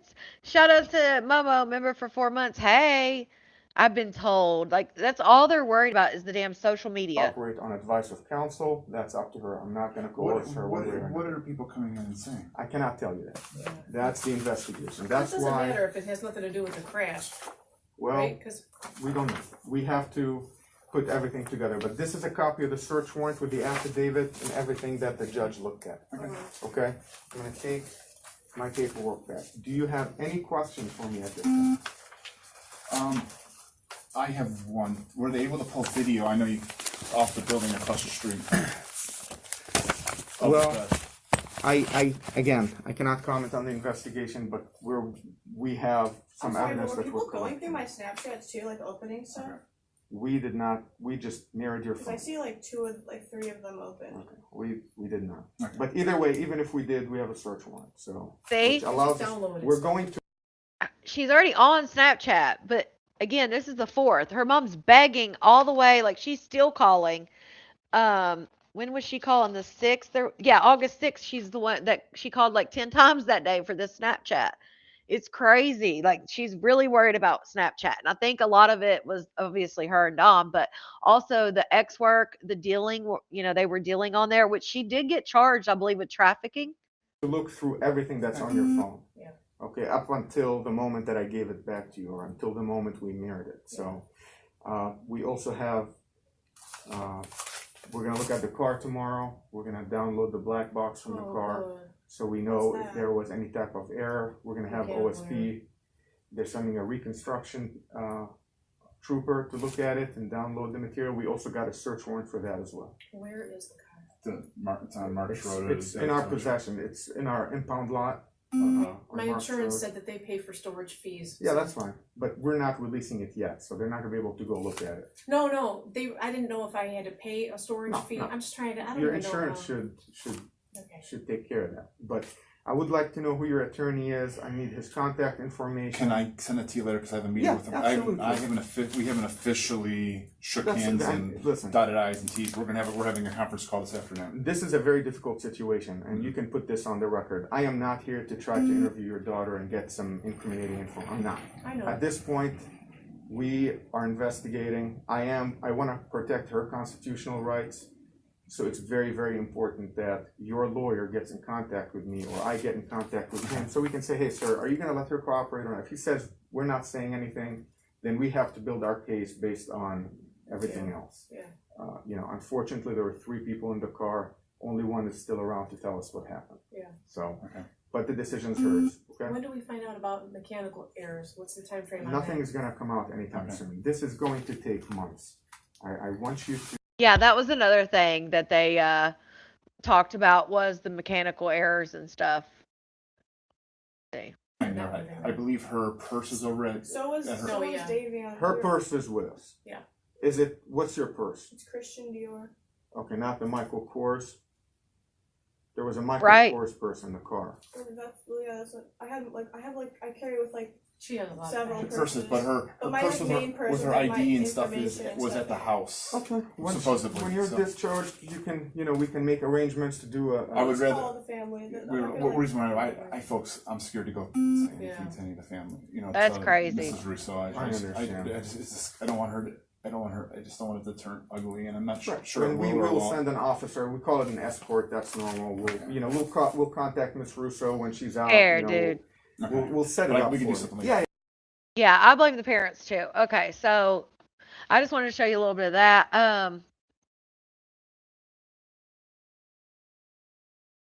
Okay, I'm not going to show all of this one, but I just wanted you guys to hear this part of the body cam footage when they arrested her, because this happened July 31st. They did not arrest her until November 4th, I believe.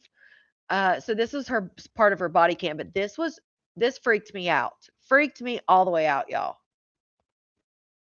This is the sister of Dom. She was on the Netflix documentary. On the left, that is Dom's sister. For a year, and I Hear well, it? you know I am. The video of Mackenzie's arrest. Now, I don't know how I have heard spiritual about it, people are. Becky. Yeah. You Yeah. tried to hear Well, it? you know I am. I've tried to Yeah. hear it for a year, and I can't hear it. I don't know if it's something blocking me. I cannot. Yeah, so it's the like 2 minutes and 44 seconds in, and what do you know, Dominic, 24. That was his birthday. But people say that they can hear him whispering that she killed us or something like that. Okay. So let me get the volume all the way up because I know, it's hard to hear. So this actually might be loud, guys. You might want to turn this down a little bit. But I'm going to turn my volume up as much as possible, and let me go ahead and share this for you. You're going to hear him say, "I don't want to hurt you." And you're going to be listening for something right That's the cop, after right? that. That's the the cop police is officer. saying, "I don't want to hurt you." He's trying to buckle her in, and he's saying, "I don't want to hurt you." And then Okay. it Yeah. happens right after that. So let me go ahead and play this. Okay. I don't want to die. I'm not gonna hurt you.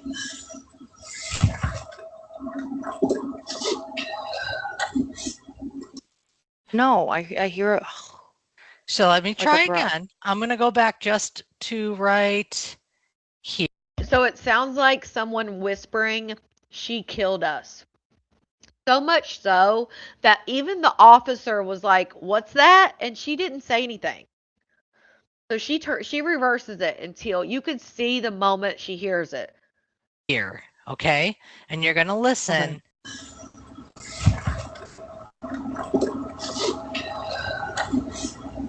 You okay? Did you hear that? Wow. Do it one more time. Okay, that's all I needed for you to do. This is not something that I found or I think. This is something that I know. stumbled across on the internet. So it's not just me that thinks I hear this. But Christine, when I don't know if I'll be able to sleep tonight. when my God. when I first messaged you that I heard this voice, what I told you not was that I heard a voice. I told you I heard Dominic, because that is Dominic's whisper. And that was a year. That was a year ago. And I tried and I didn't hear that until you did that. But it do it. I is have all this right. volume all the Let way me up. hear it again. Yep. I don't want to die. I'm not gonna hurt you.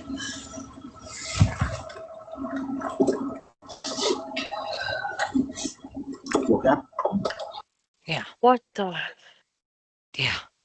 Can It's I hear just it such one a light more whisper. time? Very I'm going to try not to go one more back too far here. because I want to see if I think it's Dom. I know that's what it was said, but I want to hear if it was Sounds Dom. like Dom, because I don't know what Davion's voice sounds like. But here, Yeah, let me I go back want to hear. I have the shock of hearing it now. I want to really make sure it's his voice. Go to and keep the time up so I can see where it's 2:44, right? It's at Jesus 2:44 is when it happens. Christ. So yeah, let me go back up. I don't want to die. I'm not gonna hurt you.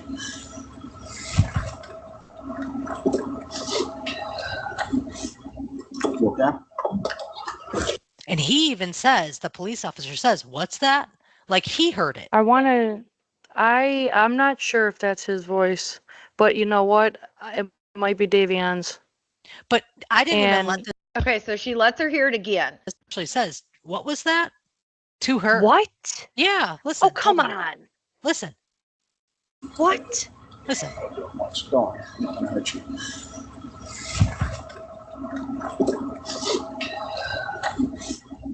You okay? That was Dom. That was Dom. I heard it. That was Dom. Yeah, that was his it's voice. his whisper. It's And his. the cop said, "What was that?" What was that? And she never answered because she didn't say anything. Crazy, right? I remember hearing this the first time and calling you, and you were like, I know. I get signs all the time. You were at a point though where you couldn't watch videos or hear things. You were like completely disconnected from this for a little while. So when I called you and said I heard that, you said, "Becky, you just gave me chills, but I can't." Oh yeah, I can't that's just do crazy. that. I can't go trying to find that stuff. A part of me was in also I didn't believe I see my own signs and I have my own experience with things like this, but I once I just didn't, not Yeah, that I didn't Adrian. believe, Yep. like, or I'm like, oh, like, yeah, obviously, oh, you are, you're mistaken. But that was, But I I need to still, show to my this family moment, that. I need to I don't show my think I told you siblings. what I think I heard him say. Yes, You heard him Evo. say it, right? Dude, Yes. I wonder if Mikey's heard that, or Nikki, or like my dad. This is. I told you, you got to have the volume all the way up to hear it because I swear it's from beyond. She was It's freaked not out. something that's happening right then and there. It's something that was But yet the cop was like, "What was that?" I mean, it was like the cop even heard it. That's insane. Okay, so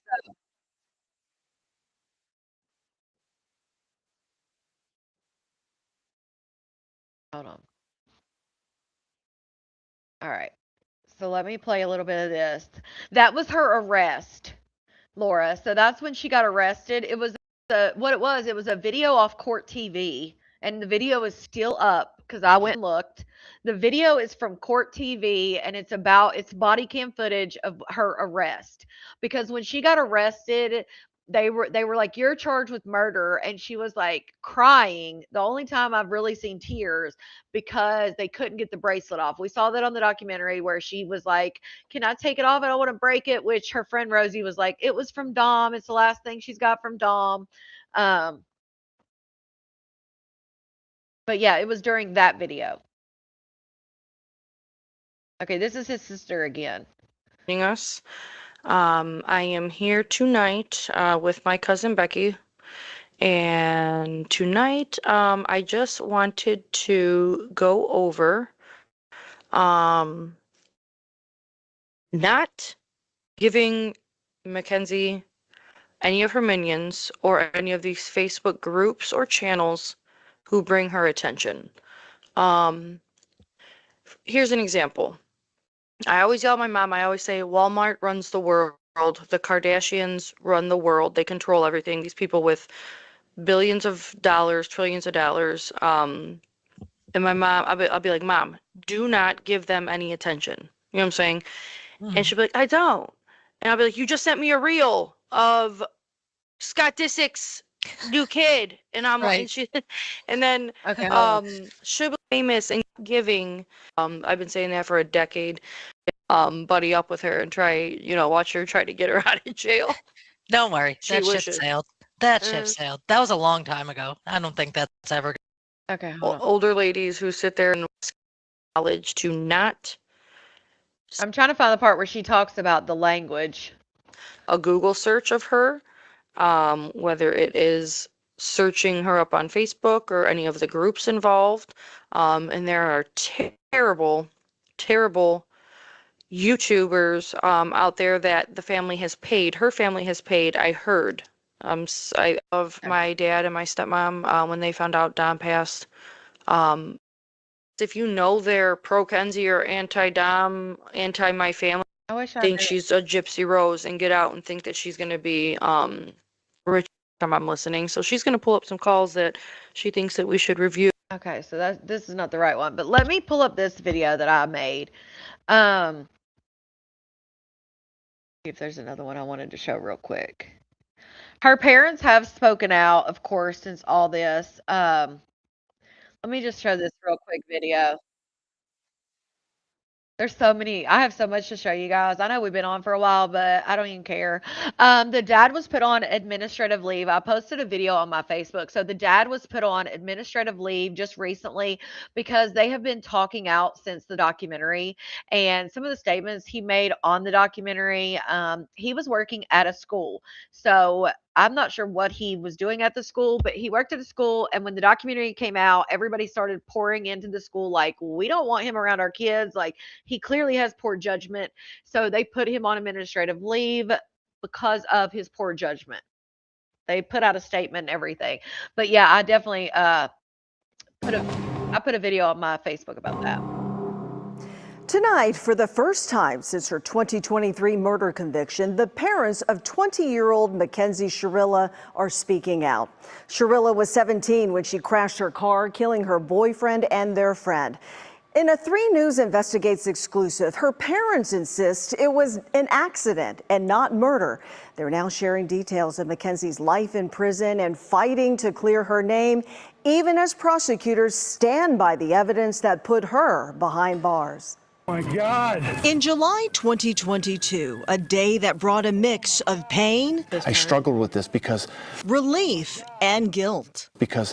How can I feel bad that these 2 boys died and feel grief with these families and then be absolutely overjoyed that my kid is alive? It's been almost 3 years since the deadly crash in Strongsville that killed Mackenzie Shirilla's boyfriend, Dominic Russo, and their friend, Davion Flanagan. Now, Shirilla's parents are speaking out, insisting that the justice system got it wrong. Show me one piece of evidence, one, that says she did this on purpose. Show it to me. Here it is. That's it. Then she's right where she belongs, and she's guilty of it. But there isn't any. State of mind. Prosecutors argued that she intentionally drove into a building without ever hitting the brakes, with black box data showing the car sped up to 100 miles an hour. They also argued that 2 weeks before the crash, Shirilla allegedly threatened to crash her car during an argument with Russo. The court cited it as proof of premeditation. And she said, Dominic, I'm going to crash this car. But her parents maintain there's another explanation. A new legal team now arguing medical evidence the first trial missed, with a UH neurologist concluding that Shirilla suffered a medical episode at the time of the crash and a loss of consciousness, something prosecutors called speculative. Shirilla's latest court filing also includes text messages they claim flipped the narrative over who was threatening whom in the weeks before the crash, with texts from Russo purportedly saying, "I'm sorry." There's no evidence what was going on in that car other than the information they gleaned from the black box information. This was not reckless driving. This was murder. In the 2023 bench trial, the judge found Shirilla guilty of murder and sentenced her to 15 years to life. And these poor families think she did it intentionally, and she didn't. And and they don't know. There's information they didn't see. There's information they didn't have. There's information we didn't see or have. Should she be in prison for murder? No, absolutely not. Should she be in prison for aggravated vehicular homicide? I don't even know about that aggravated part. I don't know about the aggravated part, because I don't think you can still say, well, I was going on the car. Should she have been charged with reckless vehicular homicide, 2 counts? I don't even. Absolutely. Absolutely. Not if it was medical. Oh my God, her mom. Not if it was medical. I just hated this Today, part. Mackenzie Shirilla is now in an Ohio women's prison in Marysville, where her mom says they chat every day, whether by text from a tablet or by phone. She does a lot of painting. She paints. What kind of hopes, what kind of expectations do you have for Mackenzie's future? Yeah, The truth will set her free. almost. That's what I need to have happen. The truth, that there was no intent, that part, the truth will set her free. The Ohio Supreme Court has already rejected her appeal of the verdict, and earlier this month, the lower court rejected Shirilla's petition for a new trial, which is now under appeal. Now, we do want to note that Shirilla's father is a former WKYC employee, not in the news department. Not in the news department. And again, like I said, the appeal, they missed it. They missed the appeal by 1 day. So they're in the process of trying to get that shit fixed, but I don't think that'll get fixed, to be honest. I don't think but okay, so let me explain this part a little bit. She's not going to get out in 15 years. She got charged. The way it works in Ohio, it works different in different states. So a life sentence is different depending on where you get convicted. So the way her life sentence works, and she got 2 of them. Now the judge decided to run them together instead of one after the other, which the judge went back and forth on that, but she decided to run them together. She was afraid that people may think, like, if she didn't run them back to back, that one life was more important than the other, but she decided to go ahead and run them together. So she's got 2 15 to life. So that means that in 2037, I believe it is, in August of 2037, she will go up for parole. Now, once she goes up for parole, I doubt she's going to get out the first time. First, the families are going to come. They're allowed to speak at these parole hearings and say why they don't think she should get out. Also, it's going to be up to her what she does in prison, if she's doing anything. And so far, she's not doing much in prison, except worrying about being a prison influencer, I guess. But she's not going to get, again, she's got 2 of those 15 to life. So when she goes up for parole in 15 years, they will say yes or no, which probably will say no. And then they can say, it's not like she goes up for parole every year. I mean, I guess she could, but they could be like, no, you need to spend 10 more years before we see you again. You need to spend 5 more years before you come for parole again. And so I don't think she's going to get out in 15 years at all. She is. So let's get into this little video that I made, because what? I'm surprised they didn't put some of these in the documentary.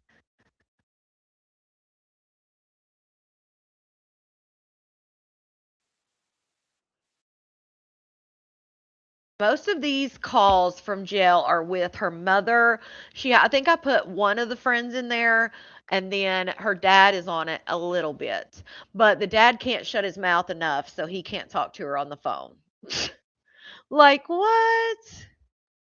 I didn't hear the one about, I need to hear the one. I did hear them talking about the Kim Kardashian thing, but I haven't heard the phone call.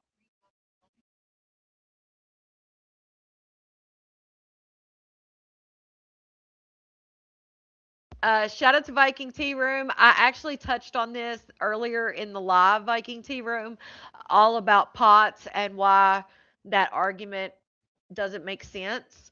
So yes, you're correct. The Viking Tea Room says POTS is only symptomatic. The way she described it with postural change from sitting to standing, not merely just driving. She's lying. Right. And that's what I talked about earlier. Like, her just sitting in one position, in my opinion, you would not get those symptoms that you normally see with POTS. If she was sitting and then stood up, yes. If she was laying down and sat up real fast, maybe. But yes, we talked about that a little bit earlier.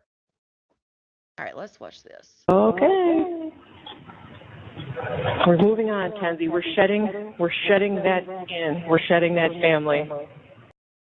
She's talking about Dom's family, by the way. She tells her, this is the mother. She says, we're shedding that family, Kens. We're shedding them. Like, what? You already took their child out of this world, and now you're talking about shedding them on a friggin' prison phone call? I mean, I just had to put that at the beginning, because what? Okay. We're moving on, Kenzie. We're shedding that skin. We're shedding that family. That is okay. So don't think about my stuff. I haven't heard back from him yet, and that was like. Shout out to Laura for the floating heart and for the star. Yes, Kelsey, I do. I sure do. I got it all, girl. That's why I said we're gonna be here for a second. But yes, I have it all. But even Mackenzie, it's a no wonder that her mother, I mean, again, she is definitely, the apple does not fall far from the tree. Mackenzie is just as worried as her mom about social media this, social media that. What are they saying on social media? Did they have free Kenzie in their bio? Like, what? Last night, so he may have been trash from the day. But I really needed him to respond about the other things I sent him too, so just sit tight. I thought that, oh my God, I should have drank the coffee because now I have to shit and I'm scared. Yeah, coffee is a good laxative. I'm not shitting, I'm scared. Kenzie, poop. No, I'm scared. You're going to have to do it. Put a blanket over your legs. No. Okay. Don't get backed up. That could be bad. If she can do it, you can do it. Laura, is that Nug or Snow? Laura's Nug. Shout out to Hood Billy for the thumbs up. Now, did you hear that?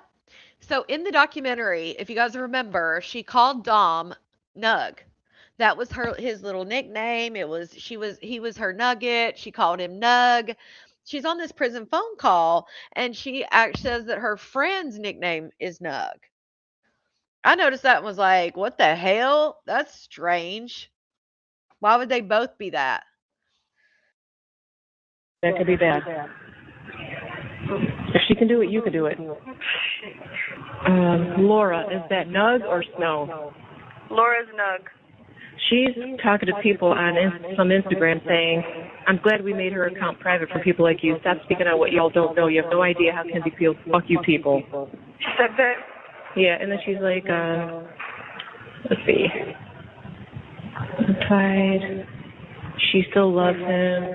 Y'all trolls, find something better to do. You don't even know her or even knew Dom. Shake my head. And then she said, you have a lot of nerve looking like that and talking shit about my friend. Go to hell. And then, man, is she obsessed. She's like a scary super fan. Well, now that she lost Chris was like her close way to Dom, then now that she she's grasping for something. Like, bitch, Dom did not like your ugly ass. Like, bitch, you ugly as fuck. You're fat as fuck. Dom did not like you. Like, bitch, you shitty as fuck. Right. Oh. That might be a make. Oh my God, I was so happy. I turned around and I was like, I love you guys. I was like, fuck, I'm never gonna be in this courtroom again. I know. No, it was, Kenzie, everything was perfect. Was that on the news? Because that's embarrassing. Yeah. Oh my God. Well, no, it wasn't on the news. No. It was on the live stream. What were people saying about that? Nothing about you. Did you hear her father yell that she's innocent? That was so rude and disrespectful to the victim. I'm dead as fuck. Dad said that. I'm dead as fuck. I love him. You didn't Okay, so right there, they're talking about the courtroom when she was given her sentence. Yeah, it's going to echo because it's a jail call, and they record all the jail calls, so it gives that echo. That's why people always think if you can hear an echo, like especially when you had house phones, if you can hear the echo, people would be like, "Your phone's tapped." That's why. But right here, they're talking about when she got taken out of the courtroom, and her dad yelled in the courtroom, or we know you're innocent or something. That's what they're talking about, where she was like, I love him. That's so cool. Like that, her and her mom are like, which is perfect for her because they say prison's like high school for women. So it's perfect. And her mom is right there in on all the high school bullshit. disrespectful to the victim. I'm dead as fuck. Dad said that. I'm dead as fuck. I love him. You didn't hear him? No. You're innocent. Oh, I did hear that. But that's okay. Of course. And he had the shirt that you made, your little Cookie Monster shirt, your artwork from elementary school. He had that shirt on under his green shirt. Oh my gosh, this shit bad as fuck. Kenzie, go poop now. Well, it's coming out. It'll be fast, and then you can do a courtesy flush during. No. Baby, go poop. All right, you can go do it. I'm going to tell you I'm going to do it, but I'm not going to do it. Gave her information to you gave somebody her Instagram? Me? Now listen to this. Yes. Now listen to this. Her mom's talking to her and says, you gave someone her Instagram. Well, now we all know that in her Snapchat that she was doing X work. Okay. Now the only reason I say this is because now we know this. She says, now you gave someone her Instagram, and Mackenzie's like, who? And then Mackenzie was like, a kid, which is fucking weird, but she's probably underage and she's probably given some old dude her phone number because the mom was like, I don't want to get anybody in trouble. If she just gave some random person her Instagram, how would that get her in trouble? So listen to this part. You gave You can go do it. I'm going to tell you I'm going to do it, but I'm not going to do it. All right, listen to this. Her information you gave somebody her Instagram? Me? Yes. Don't say your name. And you have 1 minute left. Wait, I gave someone Shelby's Instagram? Uh-huh. Who? You don't remember? No. You gave somebody Shelby's contact information. To her Instagram or something. Well, I don't know. Kenzie, I'm not saying any names because I don't know who it is. What? I don't understand. A kid? Like, I don't understand. Stop suggesting who it was because I don't want to get anybody in trouble. That's why I'm not saying any names. Then why would you just fucking tell me? I'm confused as fuck. Because you should know who. I don't know. Just think about it. I don't know. I'm going to find out from Shelby. I'm going to ask her. And then I'll let you know. She said, I have heavy dandruff in my hair, too. Yeah, you need to take a shower, babe. No, I'm scared. Well, you better do it up there and before you go down there. Why? Because there's going to probably be more people on a different floor. So, I think I don't like that I have... So they're talking about her showering.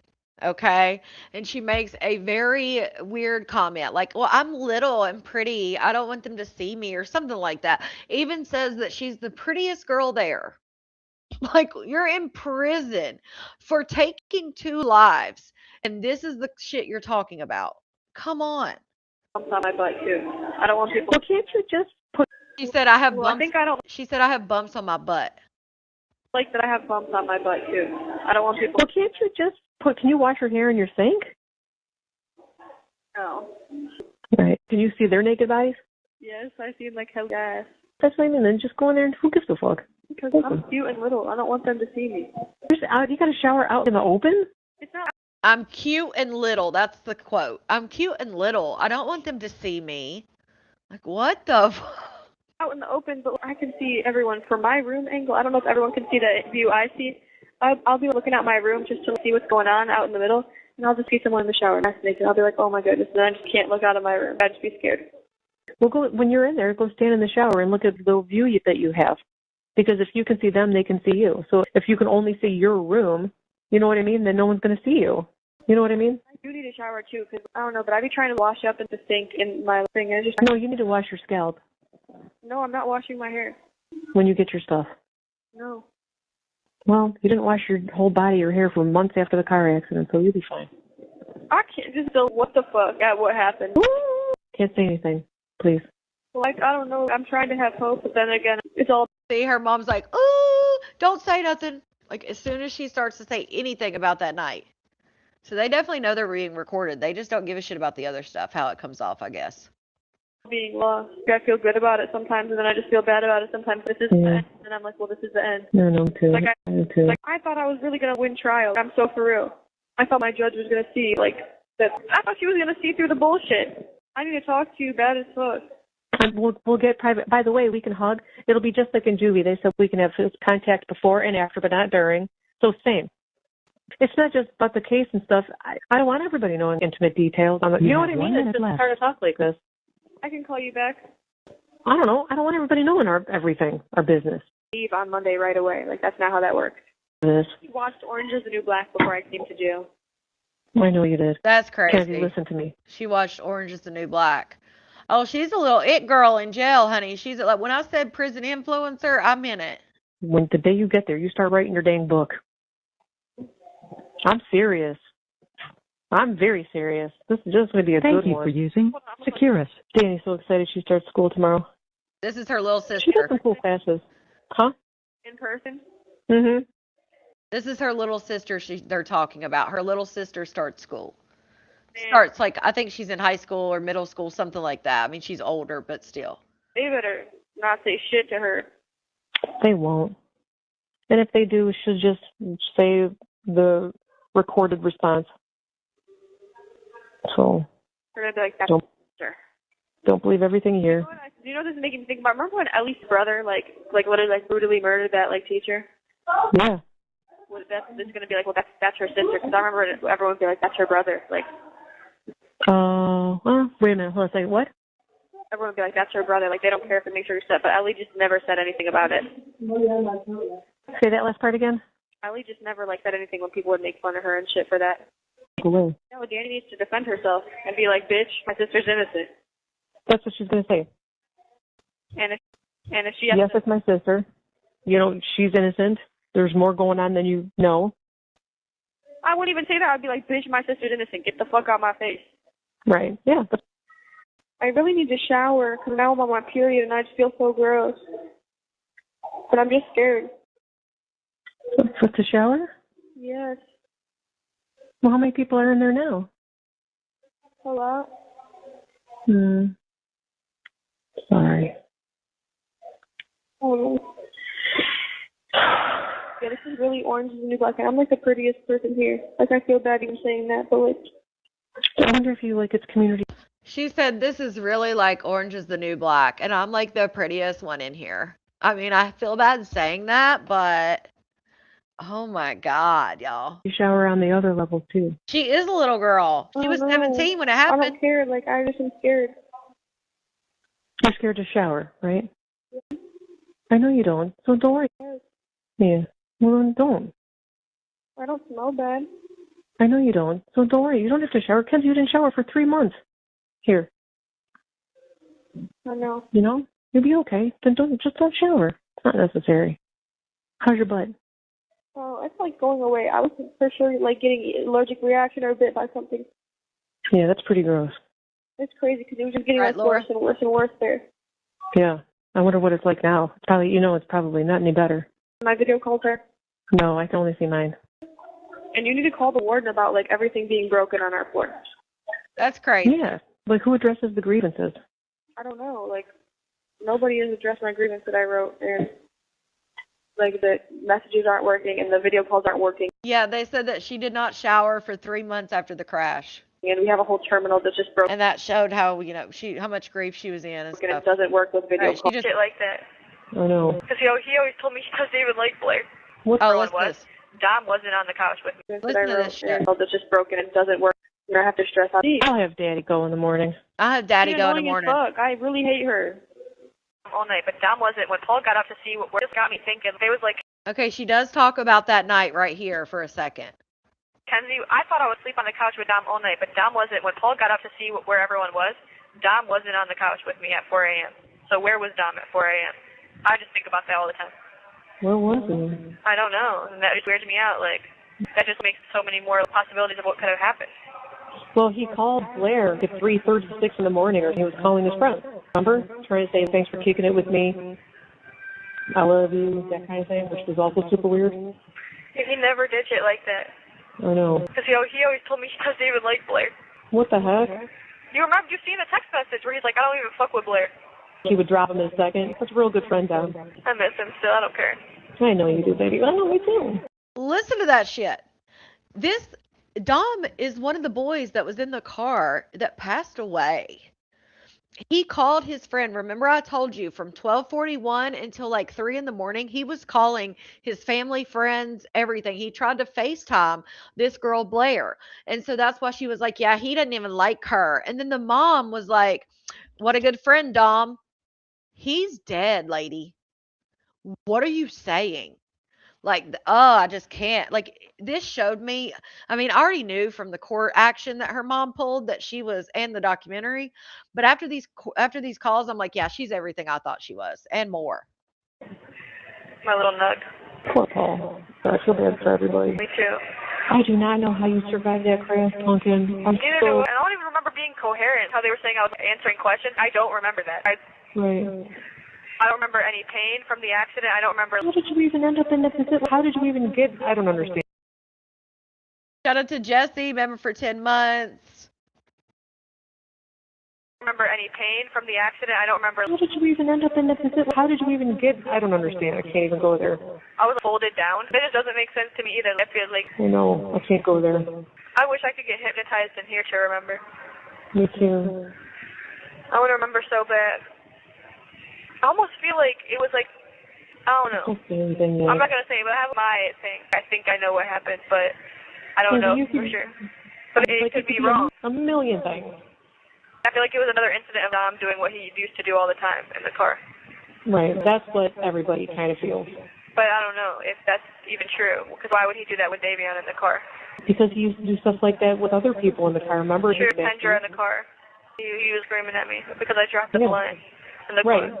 And he didn't want it to burn his car, but I was trying to get it. Who was in the car? And then he was beating really fast, trying to scare us. Dude, Kendra. So right here, she's blaming Dom.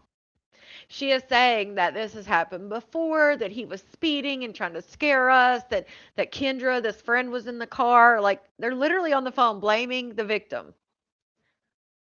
Like, what? In the car. And then he was beating really fast, trying to scare us. Dude, Kendra should have said something about it. We should have had Kendra say, man. Just wait. That's what I mean. If we have to appeal, Kenzie, we'll be fine. Just wait. Let's hope that the judge makes the right decision and that she can see. That's all. And you know what else I was thinking? I was thinking about how everyone that was in juvenile, what they told me about the county, it's all wrong. They all told me wrong stuff about the county. I was expecting something completely different. Well, you're on the protection floor, don't forget. Well, I need to get the fuck off this floor. Well, I know, but is it better than what they said or worse? What do you mean? But they said there was people going to put broomsticks in my butt and stuff like that. What the hell? And they was going to try to bitch me right away and shit. None of that is going on. It might be on the other floors. But I need to get the fuck moved off this pod. Why? So you can deal with that? You want a broomstick up your butt? Honestly, at this point, I'd almost rather deal with shit like that than deal with people. I don't like people that are slow. I don't like them. I don't want to be around slow people. I know. I don't want to hear weird laughing at night. I don't want to hear someone being.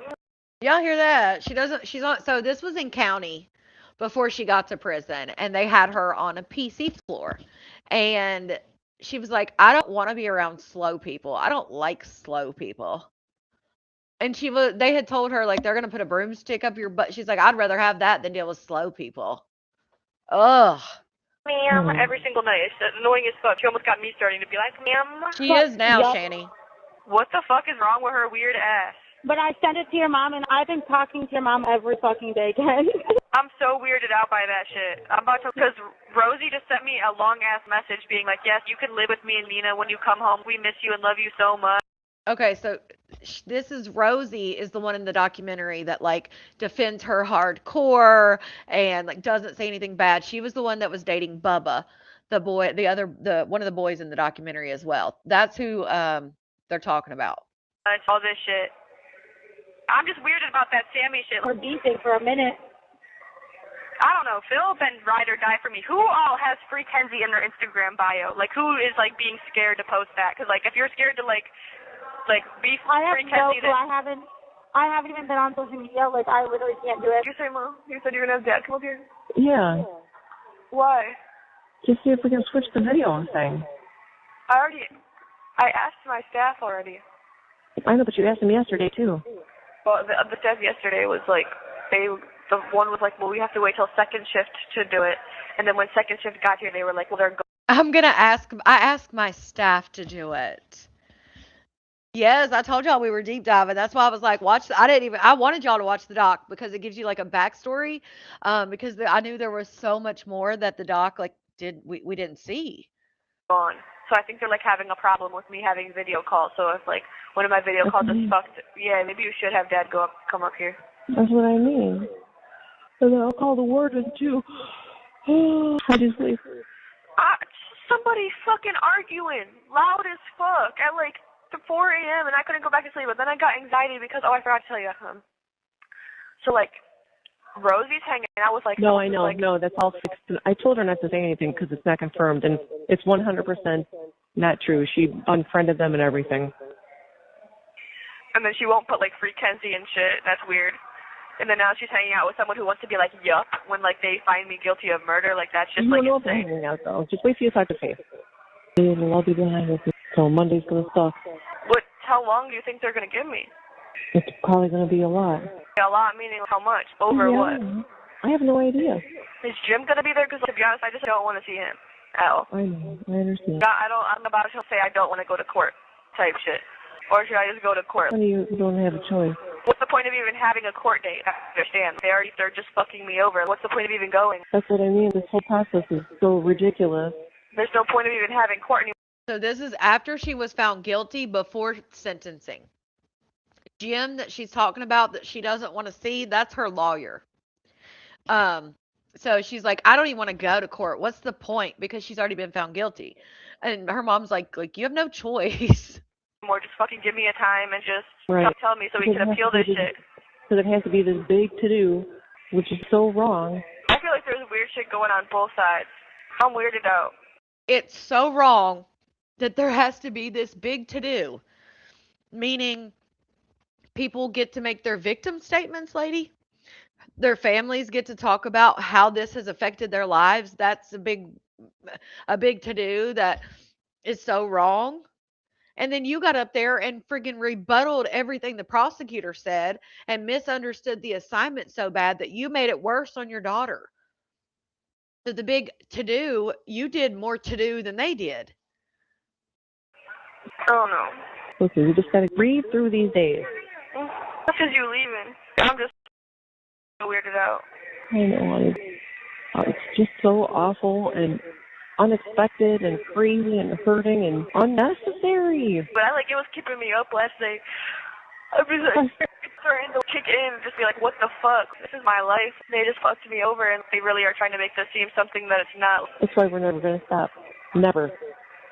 And Jim you need to tell Jim be hard as fuck on him. Tell him when he comes to court on Monday, he needs to come talk to me and tell me what's the plan, what's going on.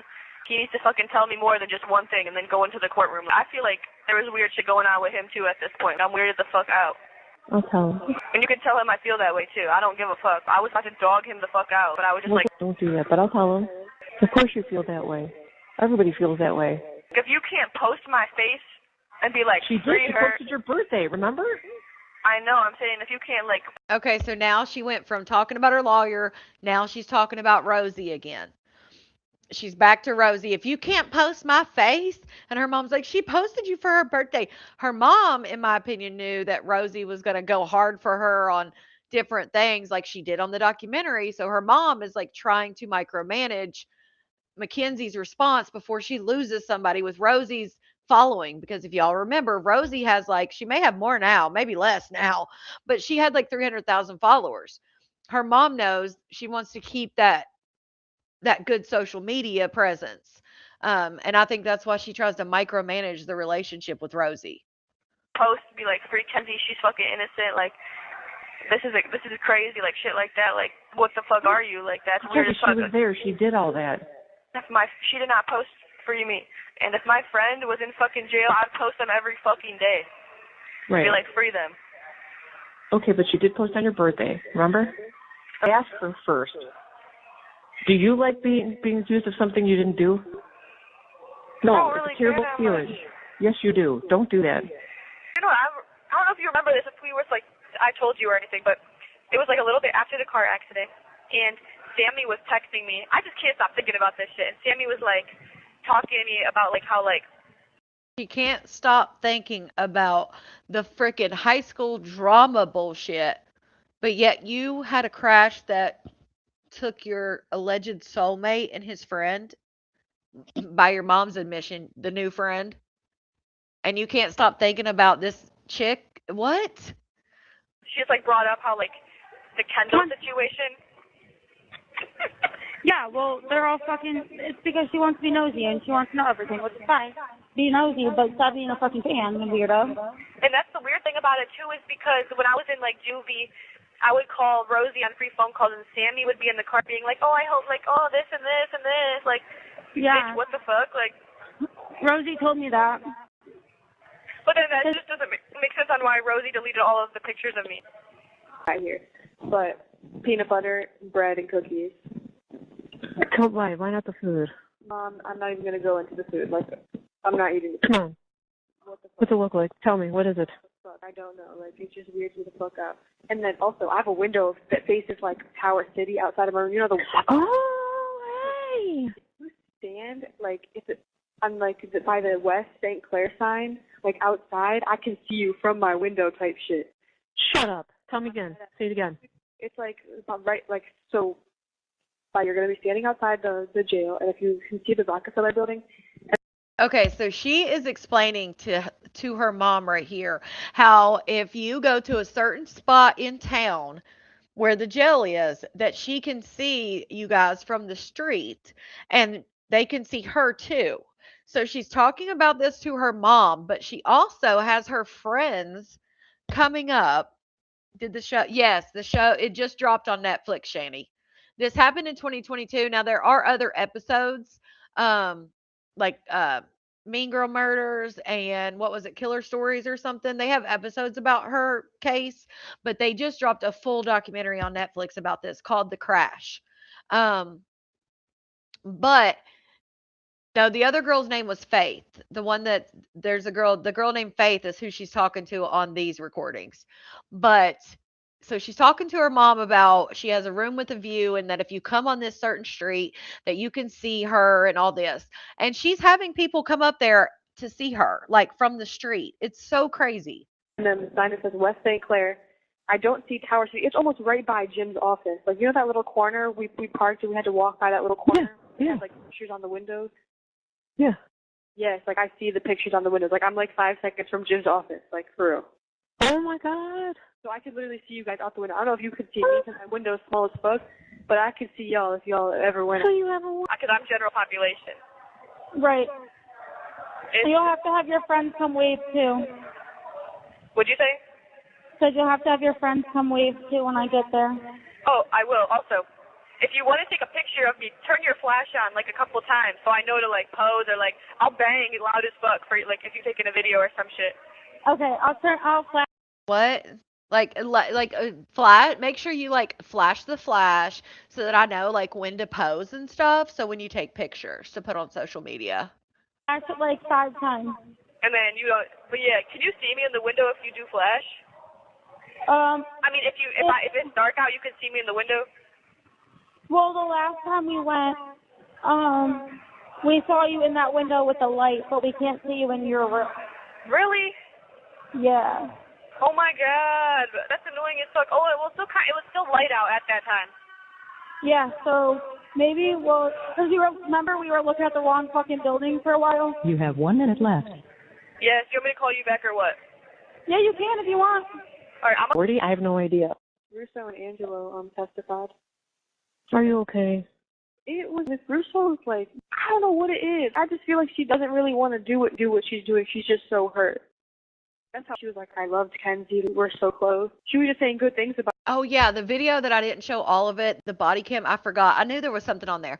So on the body cam, the parents kept asking about the families. Well, if the families don't want to prosecute, like why? Why? And they just kept if the families, because they thought if they could get the families to believe whatever, that's why they told people she was unconscious for days, is because they were trying to figure out what they were going to say to these families. They thought if they could get the families to be on their side, that she wouldn't get charged at all, I think.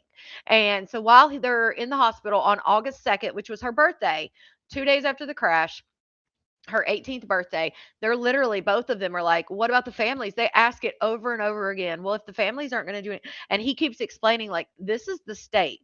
This is a crime against society. This is not up to them. This is up to us. And they have to explain that several times. Me and she was giving stuff to the cops. It was weird. I don't know how to explain it. She was giving stuff to the cops? Giving text messages from the cops. But she I spent a lot of time with Kenzie. So she right here, they're talking about Dom's mom. And her mother's like, she's giving stuff to the cops. Her son just friggin' died in a 100-mile-per-hour crash. What do you think she's doing? Of course she's cooperating. The accident, crying, she couldn't look at me. But then Angelo was like just being like a smart ass on the stand. And he was saying how Dom would go to him and say that we were like. I had a feeling his testimony. I had a feeling it was going to try and hurt you. Me and Kenzie stopped being close. Kenzie used to confide in me for her problems. First of all, I did need to come to you. Kenzie, stop. Nope. Nope. Whatever. Pretty much, he knows what he's just trying to make it all weird. Yes, I know. You talked to Jim. Was there any events that made you guys not close to you? Not specifically, whatever.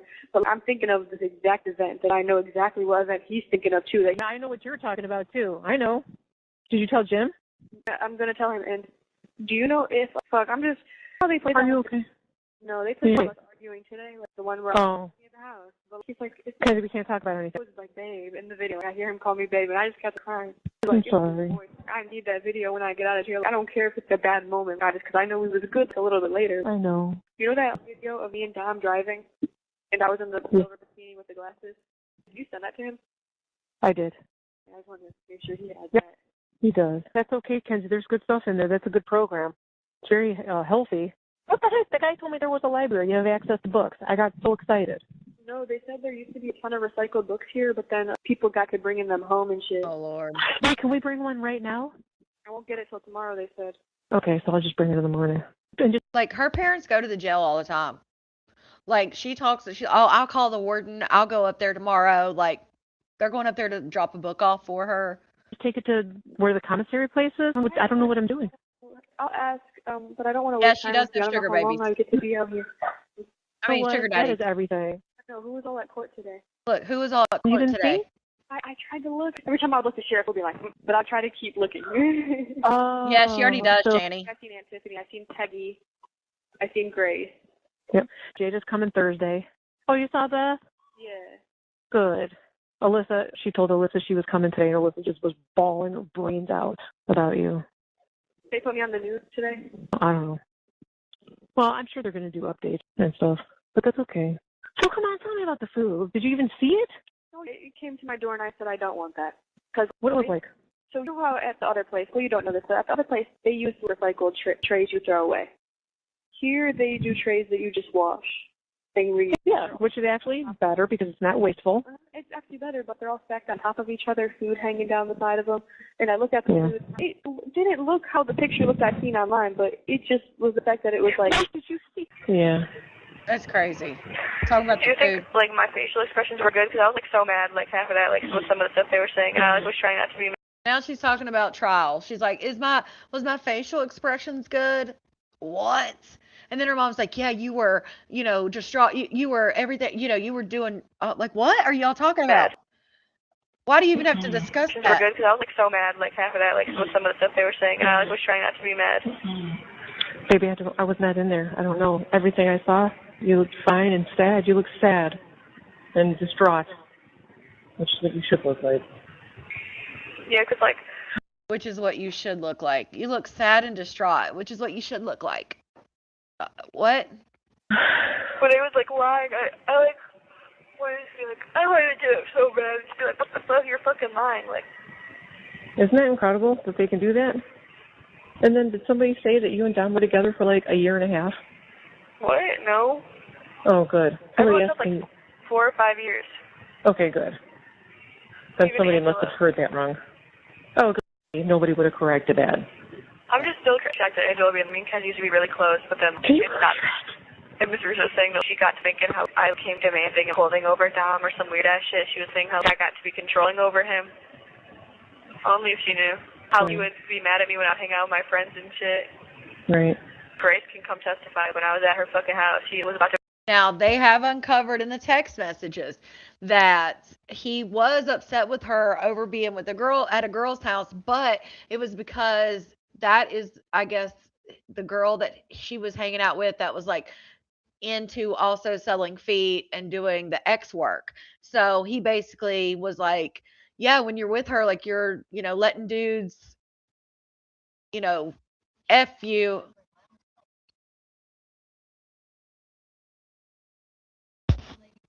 Love you too, Wildflower. Lord, can y'all hear that?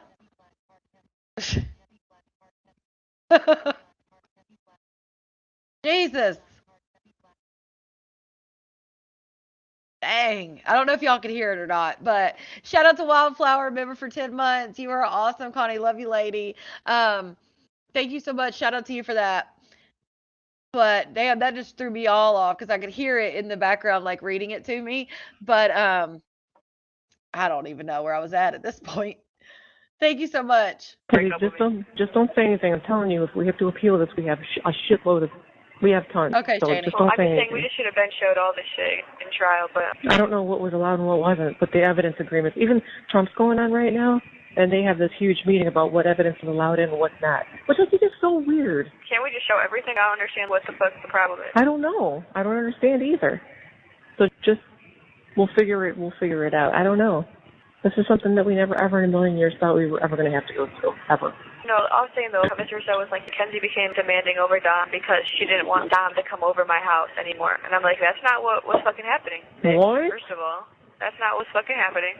Right. Second of all, Dom was spending more time with me because you were losing his... She didn't like it because Dom was losing... Her grasp on him was getting lost. He was growing up. He was distancing himself from her. He would still eat dinner with her every night, but girl... I know, Kenzie. This is some shit I never thought people be... And then Angela, what? Angela was like, Dom and me would talk about their relationship, and I was thinking they were going to be done soon. Dom talked about wanting to get out of their relationship. So, would you want me to put up what he said about you? Because I don't believe a word that you just said. How can you say that? That's hearsay, first of all. Angela could have just pulled that out of his ass. I don't believe that one bit. Right. And I can pull up with him saying, I don't trust Angela. Let's just put that on the record. Look, Right. I have proof. Text message Right. from him saying that. Yep. I know. So if your own brother doesn't trust you, why should any normal person? Why should your testimony be credible? All I have to say is look at who they are. I hope that they know who they are and they know who we are. Just look at everybody's backgrounds. I was talking to Jim, too, and I was like, that girl prosecutor would be so pretty if she just wasn't such a bitch. She is a bitch. I hate her. I don't even think she is pretty, Kenzie, because of the way she talks and what she's capable of doing. I think she's so pretty, but her personality just makes her a negative. And, the boy prosecutor, man, do you have another suit or what? Because you wear that same suit every fucking day. You dirty as fuck. I know that suit stank with that roll in your neck. His bald dumb ass. I hate him. Talking about the prosecutor. He's ugly as fuck. Well, and evil. And who was that one other girl that sat behind the prosecutor? That's Oh, I don't know. crazy. I wasn't in there. You should have been able to stay in the courtroom. Like, worried about all the wrong things. This is so annoying that you couldn't come. I know. Let's see. Getting sent to the judge for sure. I need that to be shown. I don't know him. He was making a weird ass face. What the fuck is wrong with this kid? That's so weird. I'm so sorry. I knew this was going to happen. I This knew is it. after. I didn't. I thought it wasn't So this is after she gets sentenced. gonna happen. Well, I guess I shouldn't say I knew it. I had a feeling. I just had a feeling. No, I talked to the warden this morning. It's not up to you. I talked to the corporal. No. Well, she said it's not up to you. You got to stay. Well, I asked to talk to the corporal. So this was when she was trying to get in general population, and her parents were trying to keep her in PC or keep her out of general pop, and so she was trying to get in there. Right? Shout out to Kathy, member for 10 months. She said, talking about somebody being dirty, but she hasn't even showered. That part. She was like, but I don't stink. Girl, you got bumps on your butt. That's all I can say. Trust that we will never. I don't want you guys to go broke fighting for me for a lost cause. We won't. It's not a lost cause, first of all. In Mackenzie, we won't. I promise. And it's not a lost cause. Don't ever say that to Mama. Never again. Everybody knows what's going on here. And then how she just clearly she did this on purpose. Clearly. I know. Mackenzie, we can't talk about anything. Please don't say anything else, please. Oh, look up, I think it's like Scott Ramsey. That's a really good lawyer they told me about. I have a godmom in here now, so. You do? Who? Yeah, she went home today, but I met her before I went to court, and she gave me a hug, and she's like, I'll be your godmom. She's like, look up Scott Ramsey. So I feel like that was a sign. Please don't talk about anything, no. Everything. They're listening to everything. So just breathe through. And then if we have to move to be closer to you, then we'll move, and at least I don't have to drive by their house every dang day. Good. Don't talk about anything in the messages either, though, right? I just said I love. Like, what do you think? They're probably, what do you think it's worse for you to drive by their house every day, or them to have to probably drive by your house every day? At least you can talk to your daughter every day. You can go visit her. They have to go to a gravesite. Love you so much. Don't talk about anything, nothing that went on. Yes, I just didn't even think that was going to happen, and you just made it seem like I was just a murderer. I know, sweetie. Don't talk. I know. I'm so sorry. Everybody knows you're not, and I know it's like, how much time do you think I'm going to get? Oh, I'm sure they're going to probably, I don't know, baby. I'm sure they're going to go with the max. Whatever, I guess it does matter, but. We need to protest about this. I'm so sorry. If Dom, oh my God, Dom would be flipping the fuck out right now, Pumpkin. I know. I can imagine him. Oh my God. Are you out? Did they let you make a call? Did you just get back? What's happening? No, this is like me just in my time out. I've been back in my. Ask them, because the warden said maybe today, and then you can start writing your book. Who is that? They need to shut up. Who the fuck is that? Shut up. She annoying as fuck. Why is she talking about that weird ass shit? Shut the fuck up. I don't say anything. Don't repeat anything that anybody said in that room. Nothing to anybody. Promise me. I won't. Who was all at court? There was lots. So many people couldn't even come in. Grace and Shelby came. It was too many people, so they couldn't come in. You got a raw deal. That judge, I'm sorry. Daddy can't talk on the phone because he can't control himself. So that was her dad trying to interject and was like, you got the raw deal, that judge, da da da. And then his mom's like, her mom's like screaming, like, ah, like, and then won't let him back on the phone. And that's okay, I understand. You got screwed. I know. We just have to keep everything on the surface. Or we can't fight for you. No, you and need we're not to. Gonna do that to you. I know, but if we screw up and say things that can be used against us, then we can't fight for you. So Daddy can't talk. He's allowed to say that. You did that on purpose. Me either. I know you're innocent. Right. Amen. What are people saying? It was live streamed, I heard. But yet her dad in the hospital told the cops, we can't let her go to the funeral because she's already trying to take herself out and killed those two boys. Here's the thing, and this was kind of eye-opening for me, because if her intention was to take herself out, right?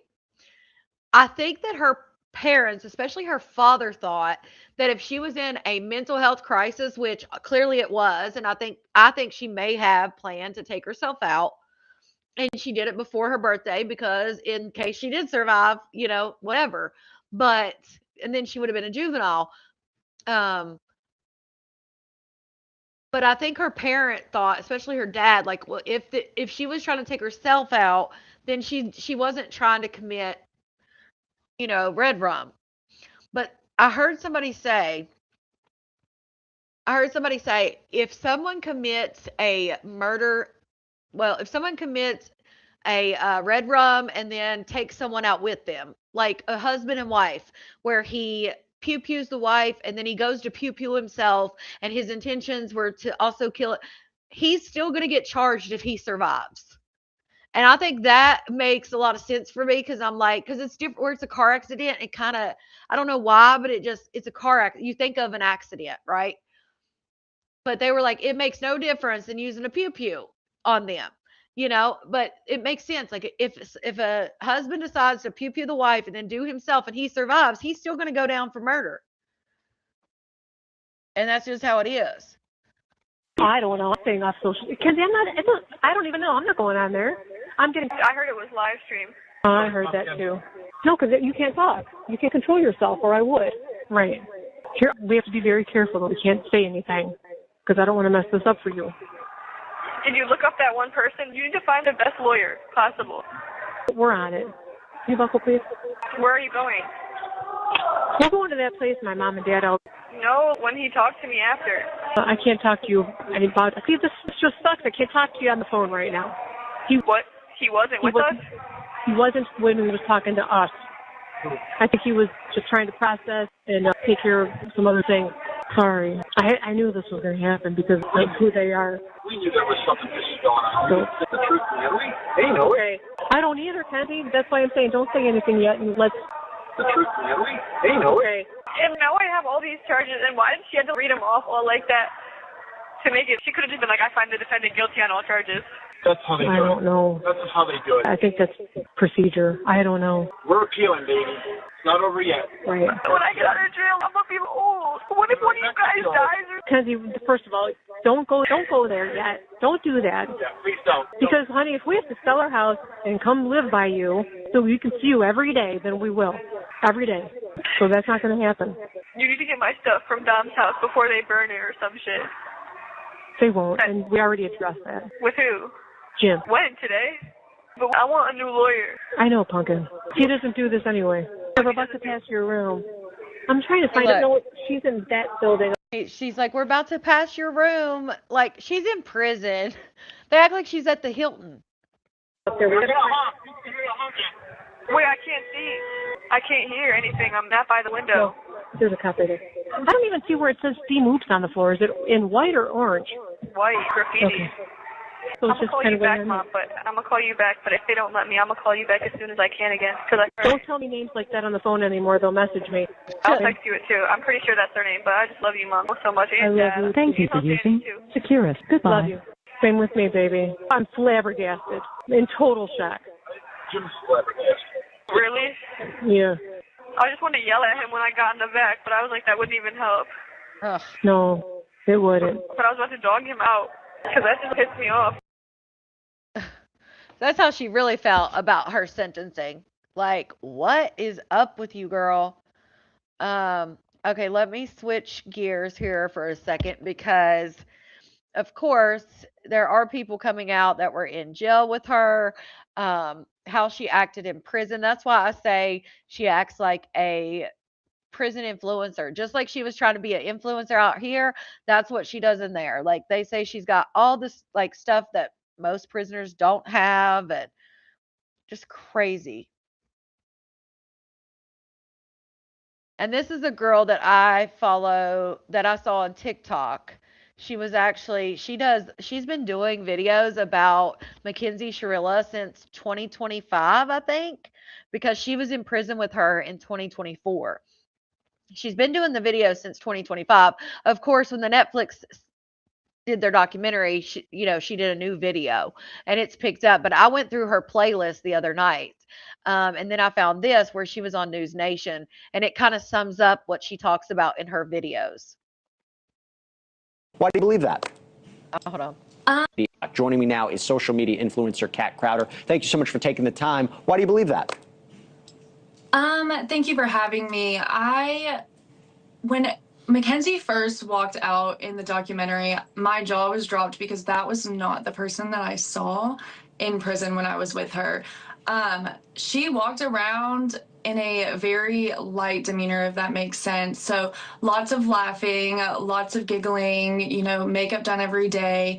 It was never this dark, smug, tough girl act that was in this video, trying to portray some sort of remorse. I never, I don't know what somebody's thinking. I don't know what's going on in her head, but from my observations, there was never any, behaviors that looked like somebody who was remorseful. Did she ever talk about the crash? Did she ever talk about the victims in the case?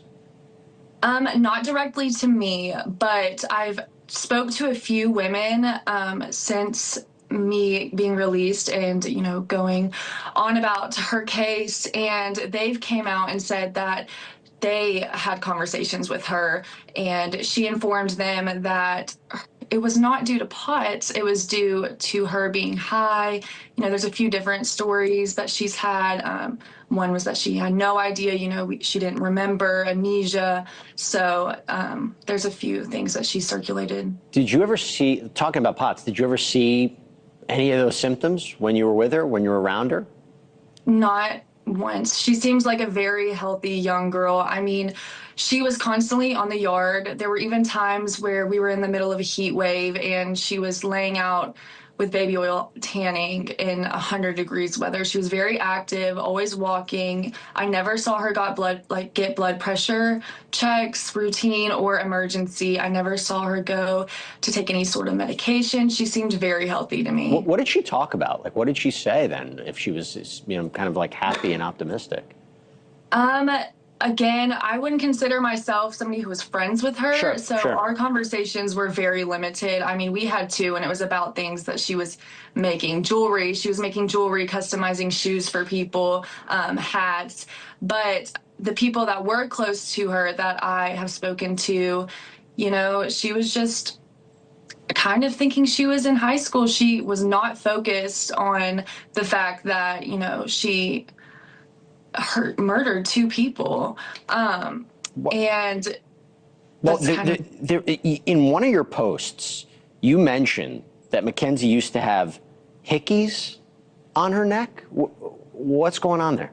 How do you? Yeah, so it's kind of normal. I don't want to say normal, but common for some of the women in there to form relationships, like intimate relationships. And towards the end of my sentence, before I was about to be released, I saw Mackenzie walking the track on the yard, and she did have large hickeys. And it's come out since then that she's had multiple girlfriends since being incarcerated, doing who knows what. So that just had to result from another one of those. Was she a mean girl in the prison? I do say that she wanted to be like Regina George. I mean, just the way that she did her makeup, the way that it was like she was going out to a club or something, or she thought she was going to be famous or photographed. She would wear her clothes altered so they would be form-fitting, and she would make fun of people who had less than she did because she was well taken care of inside prison. She is taken care of. What do you think about all the reaction that she's getting, in the wake of this documentary? I mean, like I said in my video, I think that the documentary was filmed in a way to make her and her family look a certain way and not in her favor. And I do think it's crazy, because she strives to be famous even before getting in trouble. And before all of this, she wanted to be an influencer and all of the things. And it's almost like she's kind of achieved that, but in a different manner of being infamous. Yeah, well, that's for sure. Look, it's so hard to judge, what somebody's acting like in prison, if they're putting on an act because who they're around, or, Crazy. you're seeing the real Mackenzie. It's just very odd. So, Kat Crowder, thank you so much for sharing your observations with us about this. It's really He's an got important plenty of story, that, and I Shanny. appreciate you coming on. Yeah, thank you for having me. I appreciate it. You got it. Okay. So a lot of people thought that this girlfriend that she had for like 7 days, she had this girlfriend, they talked, the girlfriend got out. They were like kind of talking for like 7 days. The girlfriend got out. They talked after the girlfriend got out, but people were saying that she looked like one of the victims. Um, What up, what up? by the way, this is the same girl that you just saw on that news feed. It's the same blonde. She just cut her hair. I'm Kat, and I'm here with some inside scoop. I'm here with Cheyenne, and she has all the deets to let us know about Mackenzie Shirilla in prison, up close and personal, and what it's like to be in a romantic relationship with her. What's up, Cheyenne? What's up? All right, so the first thing I think people are going to want to know is like, how did you first meet Mackenzie? So at the time I was friends with this girl Juice, as what she was going by in there, because everyone in there has nicknames. Right. And she was dating Mackenzie's friend. I had no idea like what she was in there for at the time, nothing like that. So I was like, Juice, what's up? Because everybody in there, like, last video gay for this day. But I'm pretty gay. I'm out. I'm really gay. I'm not. I was like, so what's up, Juice? I see you walking with those two girls all the time. I didn't even know her name, didn't know her case, none of that. She's like, oh, I'll ask her what's up. And then she ends up going up to her, comes back to me the next day like, oh, she's been looking at you. She thinks you're cute. She said she's been looking at you since you got here. And at this point, I only had 7 days left. I literally only had 7 days left. Got locked up when she caught her case. Didn't know nothing about that. So I'm like, okay, tell her what's up. And then that's how we met. We met the next yard because it was like 2 or 3 yards. We met the third yard, walked around, we're talking. And I was like, okay, we get back to the cottage. Okay. I was like, okay, Juice, she's cool. And then that's when Juice dropped the bombshell on what she was there for. Because I didn't really come out the cottage. Yes, it's very gossipy in there, but we were in separate cottages. She was in like Wheeler for the lifers. Right. And then Shirley too, Rogers too at the time with Juice. And that's how we met. That's how I learned about the case after that. And then at that point, me being a true crime buff, I'm like, okay, I want to hear it I from want the killer tea. side. Yeah, I want to hear it from the killer side and hear what she has to say happened. Right. Okay, so what would you say like her first impression? Because a lot of people are like so consumed by the fact that she was like this mean girl, like suburban girl, wannabe TikTok influencer, like Instagram girl. Would you say that like your conversations and like experience with her kind of like reflected that image that they paint of her? At first, like, I didn't see that at all. She was just kind of like bubbly, like still happy, which I don't know how when she's going Right. through her face. I But don't yeah, get it. bubbly, happy, always had like gems in her hair, always, like you said, full beat of makeup, all that. So at first I didn't think that until we started like through the 7 days and I was like getting to know her more, trying to dig more. Yes, I did see that. We'd be like walking behind people that didn't have much because they don't have family on the outsides. And she'd be like, oh, state baby, or like mock their walk, make fun of their clothes. And I kind of told her like, yo, that's It's kind just of not, yeah, malicious. And that's how I started seeing like, okay, a different side of her. yeah, maybe like, because the internet will say anything about anyone without knowing them. Right. Like, being that true crime buffer case being so big, especially me not knowing that I finally learned about it. So I didn't have the outside knowledge Right. of crashing the car and doing all that. So when I heard everything from that, I was like, all right, let me try to get what she says. And there's like a real story that she has on her side, which I'm not going to say I don't know which one's true. Right. I'm not the law. I don't get to decide that. But I saw Kat's video and I was like, oh, I can add in some knowledge on it. Right.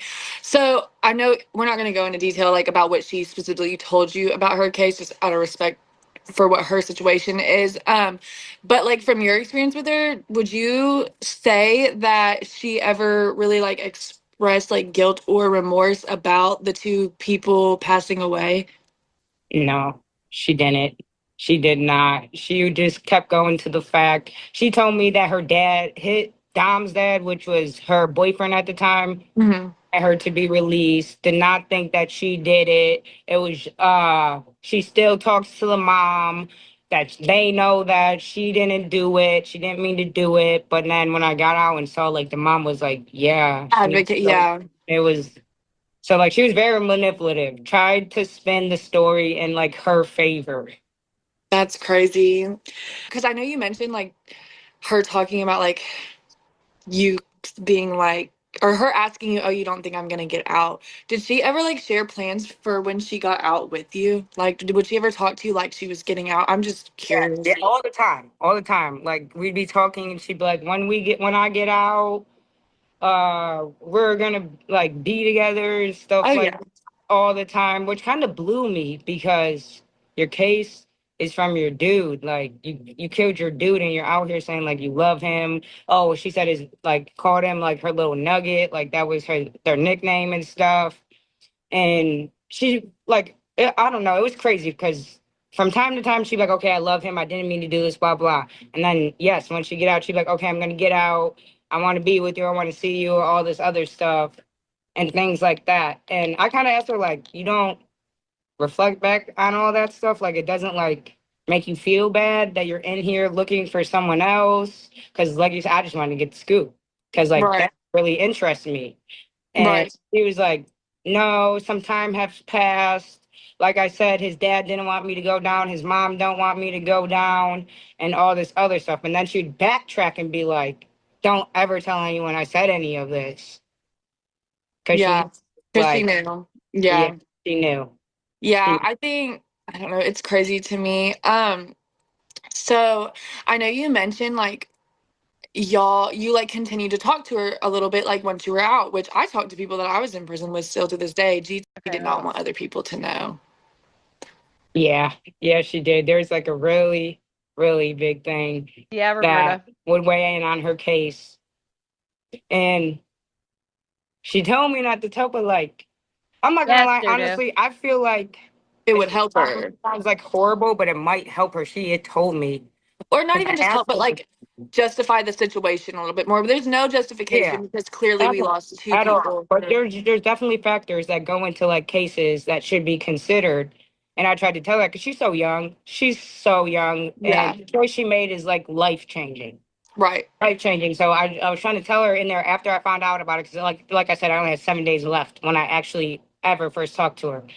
I was like, because she dropped a bombshell. Like I didn't even know like this was part of the case at first until I got out.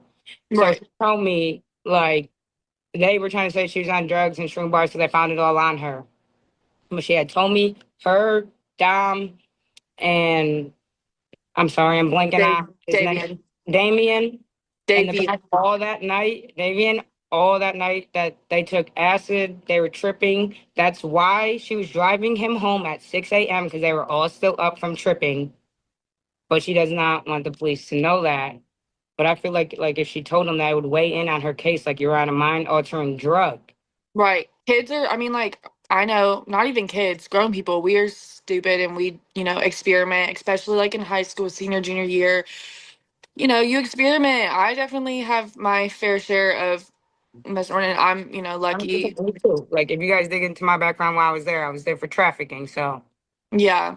So, I mean, that's kind of like mind blowing to even think. and And like that was so crazy because I seen when I got out, she was adamant that she was not on drugs. And then when she told me that in there, like I was just kind of like, hey, like pass that on to your lawyer. Cause at the time I'm only having her side. You can't see none of that news from prison. They don't post nobody's case or nothing, anything on there. So you can't really see that. So I'm coming from her side and I'm just like, tell them that. Like I'm not saying that's gonna get you off or that's gonna get you out, or like you said, justify it. Right. Definitely play a role in the case. Yeah. So then I want to touch a little Yeah, bit because I Scully. think people are so fascinated with the fact that, like, in my video, I kind of shared, and we touched on it a little bit, like how people, or how she would like have things that like not your typical inmate would have, like the gems in her hair, the jewelry, the makeup. Like we have a picture, you sent me a picture of her like wearing the pink shirt that is like really difficult to get if you don't have, Yes, you'll like pay you're not like in certain $100 groups. for that pink shirt in there. You pay $15 each for one of those gems in her hair. Yeah, so So and you can like confirm that that was like pretty much a daily thing, because I know at least when I saw her, it was every single day, like hair done, jewelry on, makeup done. Like she made it's altered to fit her. She had a waist trainer. How do you get a waist trainer in prison? That's crazy. What the fuck? Like, I think she got it from the pregnant cottage. Yeah, they like for after they had That shit was like probably 150. Yeah, she had. So the jail they go, the prison she's in, they have different cottages, and they actually have one cottage. If women get sentenced and they are pregnant and they get sent to that jail, they can have their baby in prison and keep their baby up until the baby is 3 years old. So they usually, give it to someone who has like a 2 or 3 year sentence, and then they're able to have their babies in the prison. So obviously it doesn't look like a real prison. It's a cottage, and other moms with babies are in the cottage, and they all help each other with each other's babies and stuff. Obviously you can't have like child abuse charges, or you can't have those types of charges or anything like that. But they do have a cottage there, and they're saying that's where she ordered the waist trainer off basically their commissary menu. Like a waist trainer, she's like 100 pounds soaking wet. Like everything in there, top notch. How she was on the outside influencer, that's what she wanted to carry it over to prison as well. Which blows my mind, because you're in a situation where you can lose your whole life. Why are you worried about those things? Why do you have your family spending money on that when you could be getting a lawyer? But I just think she's honestly too young to grasp what is going on. Right. And you would think after getting a guilty verdict on 2 murder charges, she would have grasped that. But And what? Didn't she already use like almost all her appeals? Yeah. Yeah. It's insane. I think she's just too No, young to grasp Nosy. what is going on. Yeah. It's crazy. I People don't are think. so Wait, it may be. consumed Hold on. with her mom. And I know I know a lot that her mom was super like, kind of made it like a cupcake camp for her in there, like very cushiony. She had everything like that we could have and more in prison. Would you say her mom was the only one taking care of her while she was in prison? Or I genuinely want to know, and this might be more for my like personal knowledge, and people might No, it is not a federal prison. It's a state prison. want to know too. Was she on any of the sugar daddy websites? Did she have prison sugar daddies? She was. So she was on sugar daddy websites. She got her incomes through a couple ways. Sugar daddies 100% was sending her money. Her mom was sending her money, and then like you said, she would do her little hustle with the shoes, the cups, and making like little bracelets and stuff. But yeah, she did have sugar daddies in there. Good to know. So still in there, still manipulating people from the outside, from the inside to the outside. That is wild. I'm back with Cheyenne, a fellow inmate of, and we're back with some receipts for real. All right, so the app, which is the tablets that this is how you contact. So she doesn't have a phone, but they all have tablets in the prison that she's in. So she can make calls from the tablet. She can take pictures from the tablet. Inmates in prison on the tablets. It's the GTL Getting Out app. And you started messaging her pretty soon after you got out, right? Yeah, it's like a day after I got out. I added her on there and she texted me. Okay. So she sent you pictures and what would she talk to you about? Like, I'm sure it's like a totally different vibe, like from talking to her like in there than you being free. Did she ever get like jealous maybe, or like concerned about like what you were doing in the free world while she was in there? Yeah, she did. She would like text me like, "Why aren't you calling me? You said you were gonna call me in there," which I did chat with her a little bit because, like I'm saying, like from an inmate person, like point of view, you really need someone in there. You really need someone there. It's so lonely, like hateful, like everything in there. You're in the lowest place of your life. But that's when I got out and kind of started seeing her case more, and that's when I was like kind of backing away. I would like text her back once of them because I'm obsessed with them, because sometimes the law does get it wrong. Oh wait. Breaking. You want to? Whoa. You go all that and then. Oh, yeah, like asked at the time. Right. Too, because like you said, being an inmate, the law does get it wrong. But when I Right. started seeing all the evidence adding up, it kind of like had to back up because I don't know if it's still there or not. Picture of me wearing that green dress, and I'm like, yeah. She's like, that day, some fat, hating, weird leap came in the bathroom, was like, you look like a big green piece of asparagus. So she said she grabbed her chest and twisted. Oh my God. Like it. Why we gotta twisted. restart? I couldn't laugh. I couldn't not laugh. She said That is crazy. when I tell you she was telling me everything in there, I'm like, this girl is insane. And then she sends you pictures and videos and stuff of just her in prison. I got this one video. She has this like oversized, I don't know what it is. It looks like our the state coats they gave us? Yeah. It kind of looked like that, but it's not that. It was like a pull over hoodie with pockets and stuff too. No, button up hoodie with pockets and stuff too on the side. And she sent me a video on that going like. Well, for those of you who want a more in-depth. Okay. So yeah, that was the prison girlfriend. I mean, there is just so much, guys. I'm telling you, I could probably talk about this for 2, 3 more hours.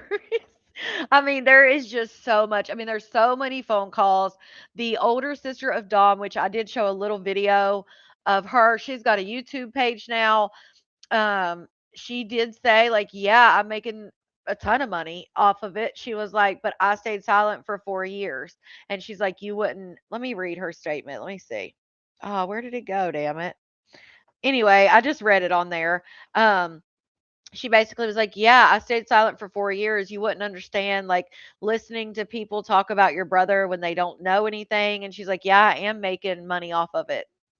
And like, so her,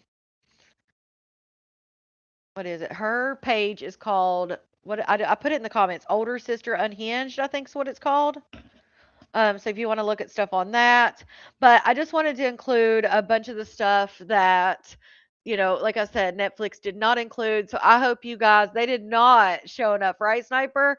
So I hope you guys enjoyed this. I know a lot of you guys are probably down this rabbit hole with me. So thank you so much for indulging me in this conversation. You had watched it before. I probably watched it on some true crime show, probably. I need to make a better doc. Oh, I'm glad you guys enjoyed it. I know I did. Yeah, I told y'all I took notes, honey. I took notes because I was like, let me do it. You need a part two? Maybe we'll do that. There's enough for a part two, let me tell you. Oh, thank you so much, Megan. Thank you. I appreciate that. I may hop on. I'm trying to decide. I may hop on and do a live real quick just because I want to cover something with the malarkey. So I'm gonna go ahead and put the live up, and I'll see you guys. For those of you guys that are awake or whatever, anybody else, they can just catch it on the replay. I probably won't be on long because we've been on 3 hours already, but I do want to just touch on a few things. So I'm putting the live up now, and I will see you guys in just a little bit. Make sure you hit that thumbs up on the way out. I appreciate all of you guys. And if you're watching this on the replay, hashtag replay. You were watching the documentary and me at the same time. I love that. And if you haven't seen the documentary, so there's The Crash is what it's called on Netflix. And then on HBO Max there is an episode on Mean Girls Murders. I think they said it was season 2, episode 7. And then there's another one I think on like Killer Stories. So I think Investigation ID did one. Like there's several different ones. So thank you guys so much, and I will see you soon for the malarkey, and then I will see you Tuesday for more true crime. I'll see you guys soon. Bye.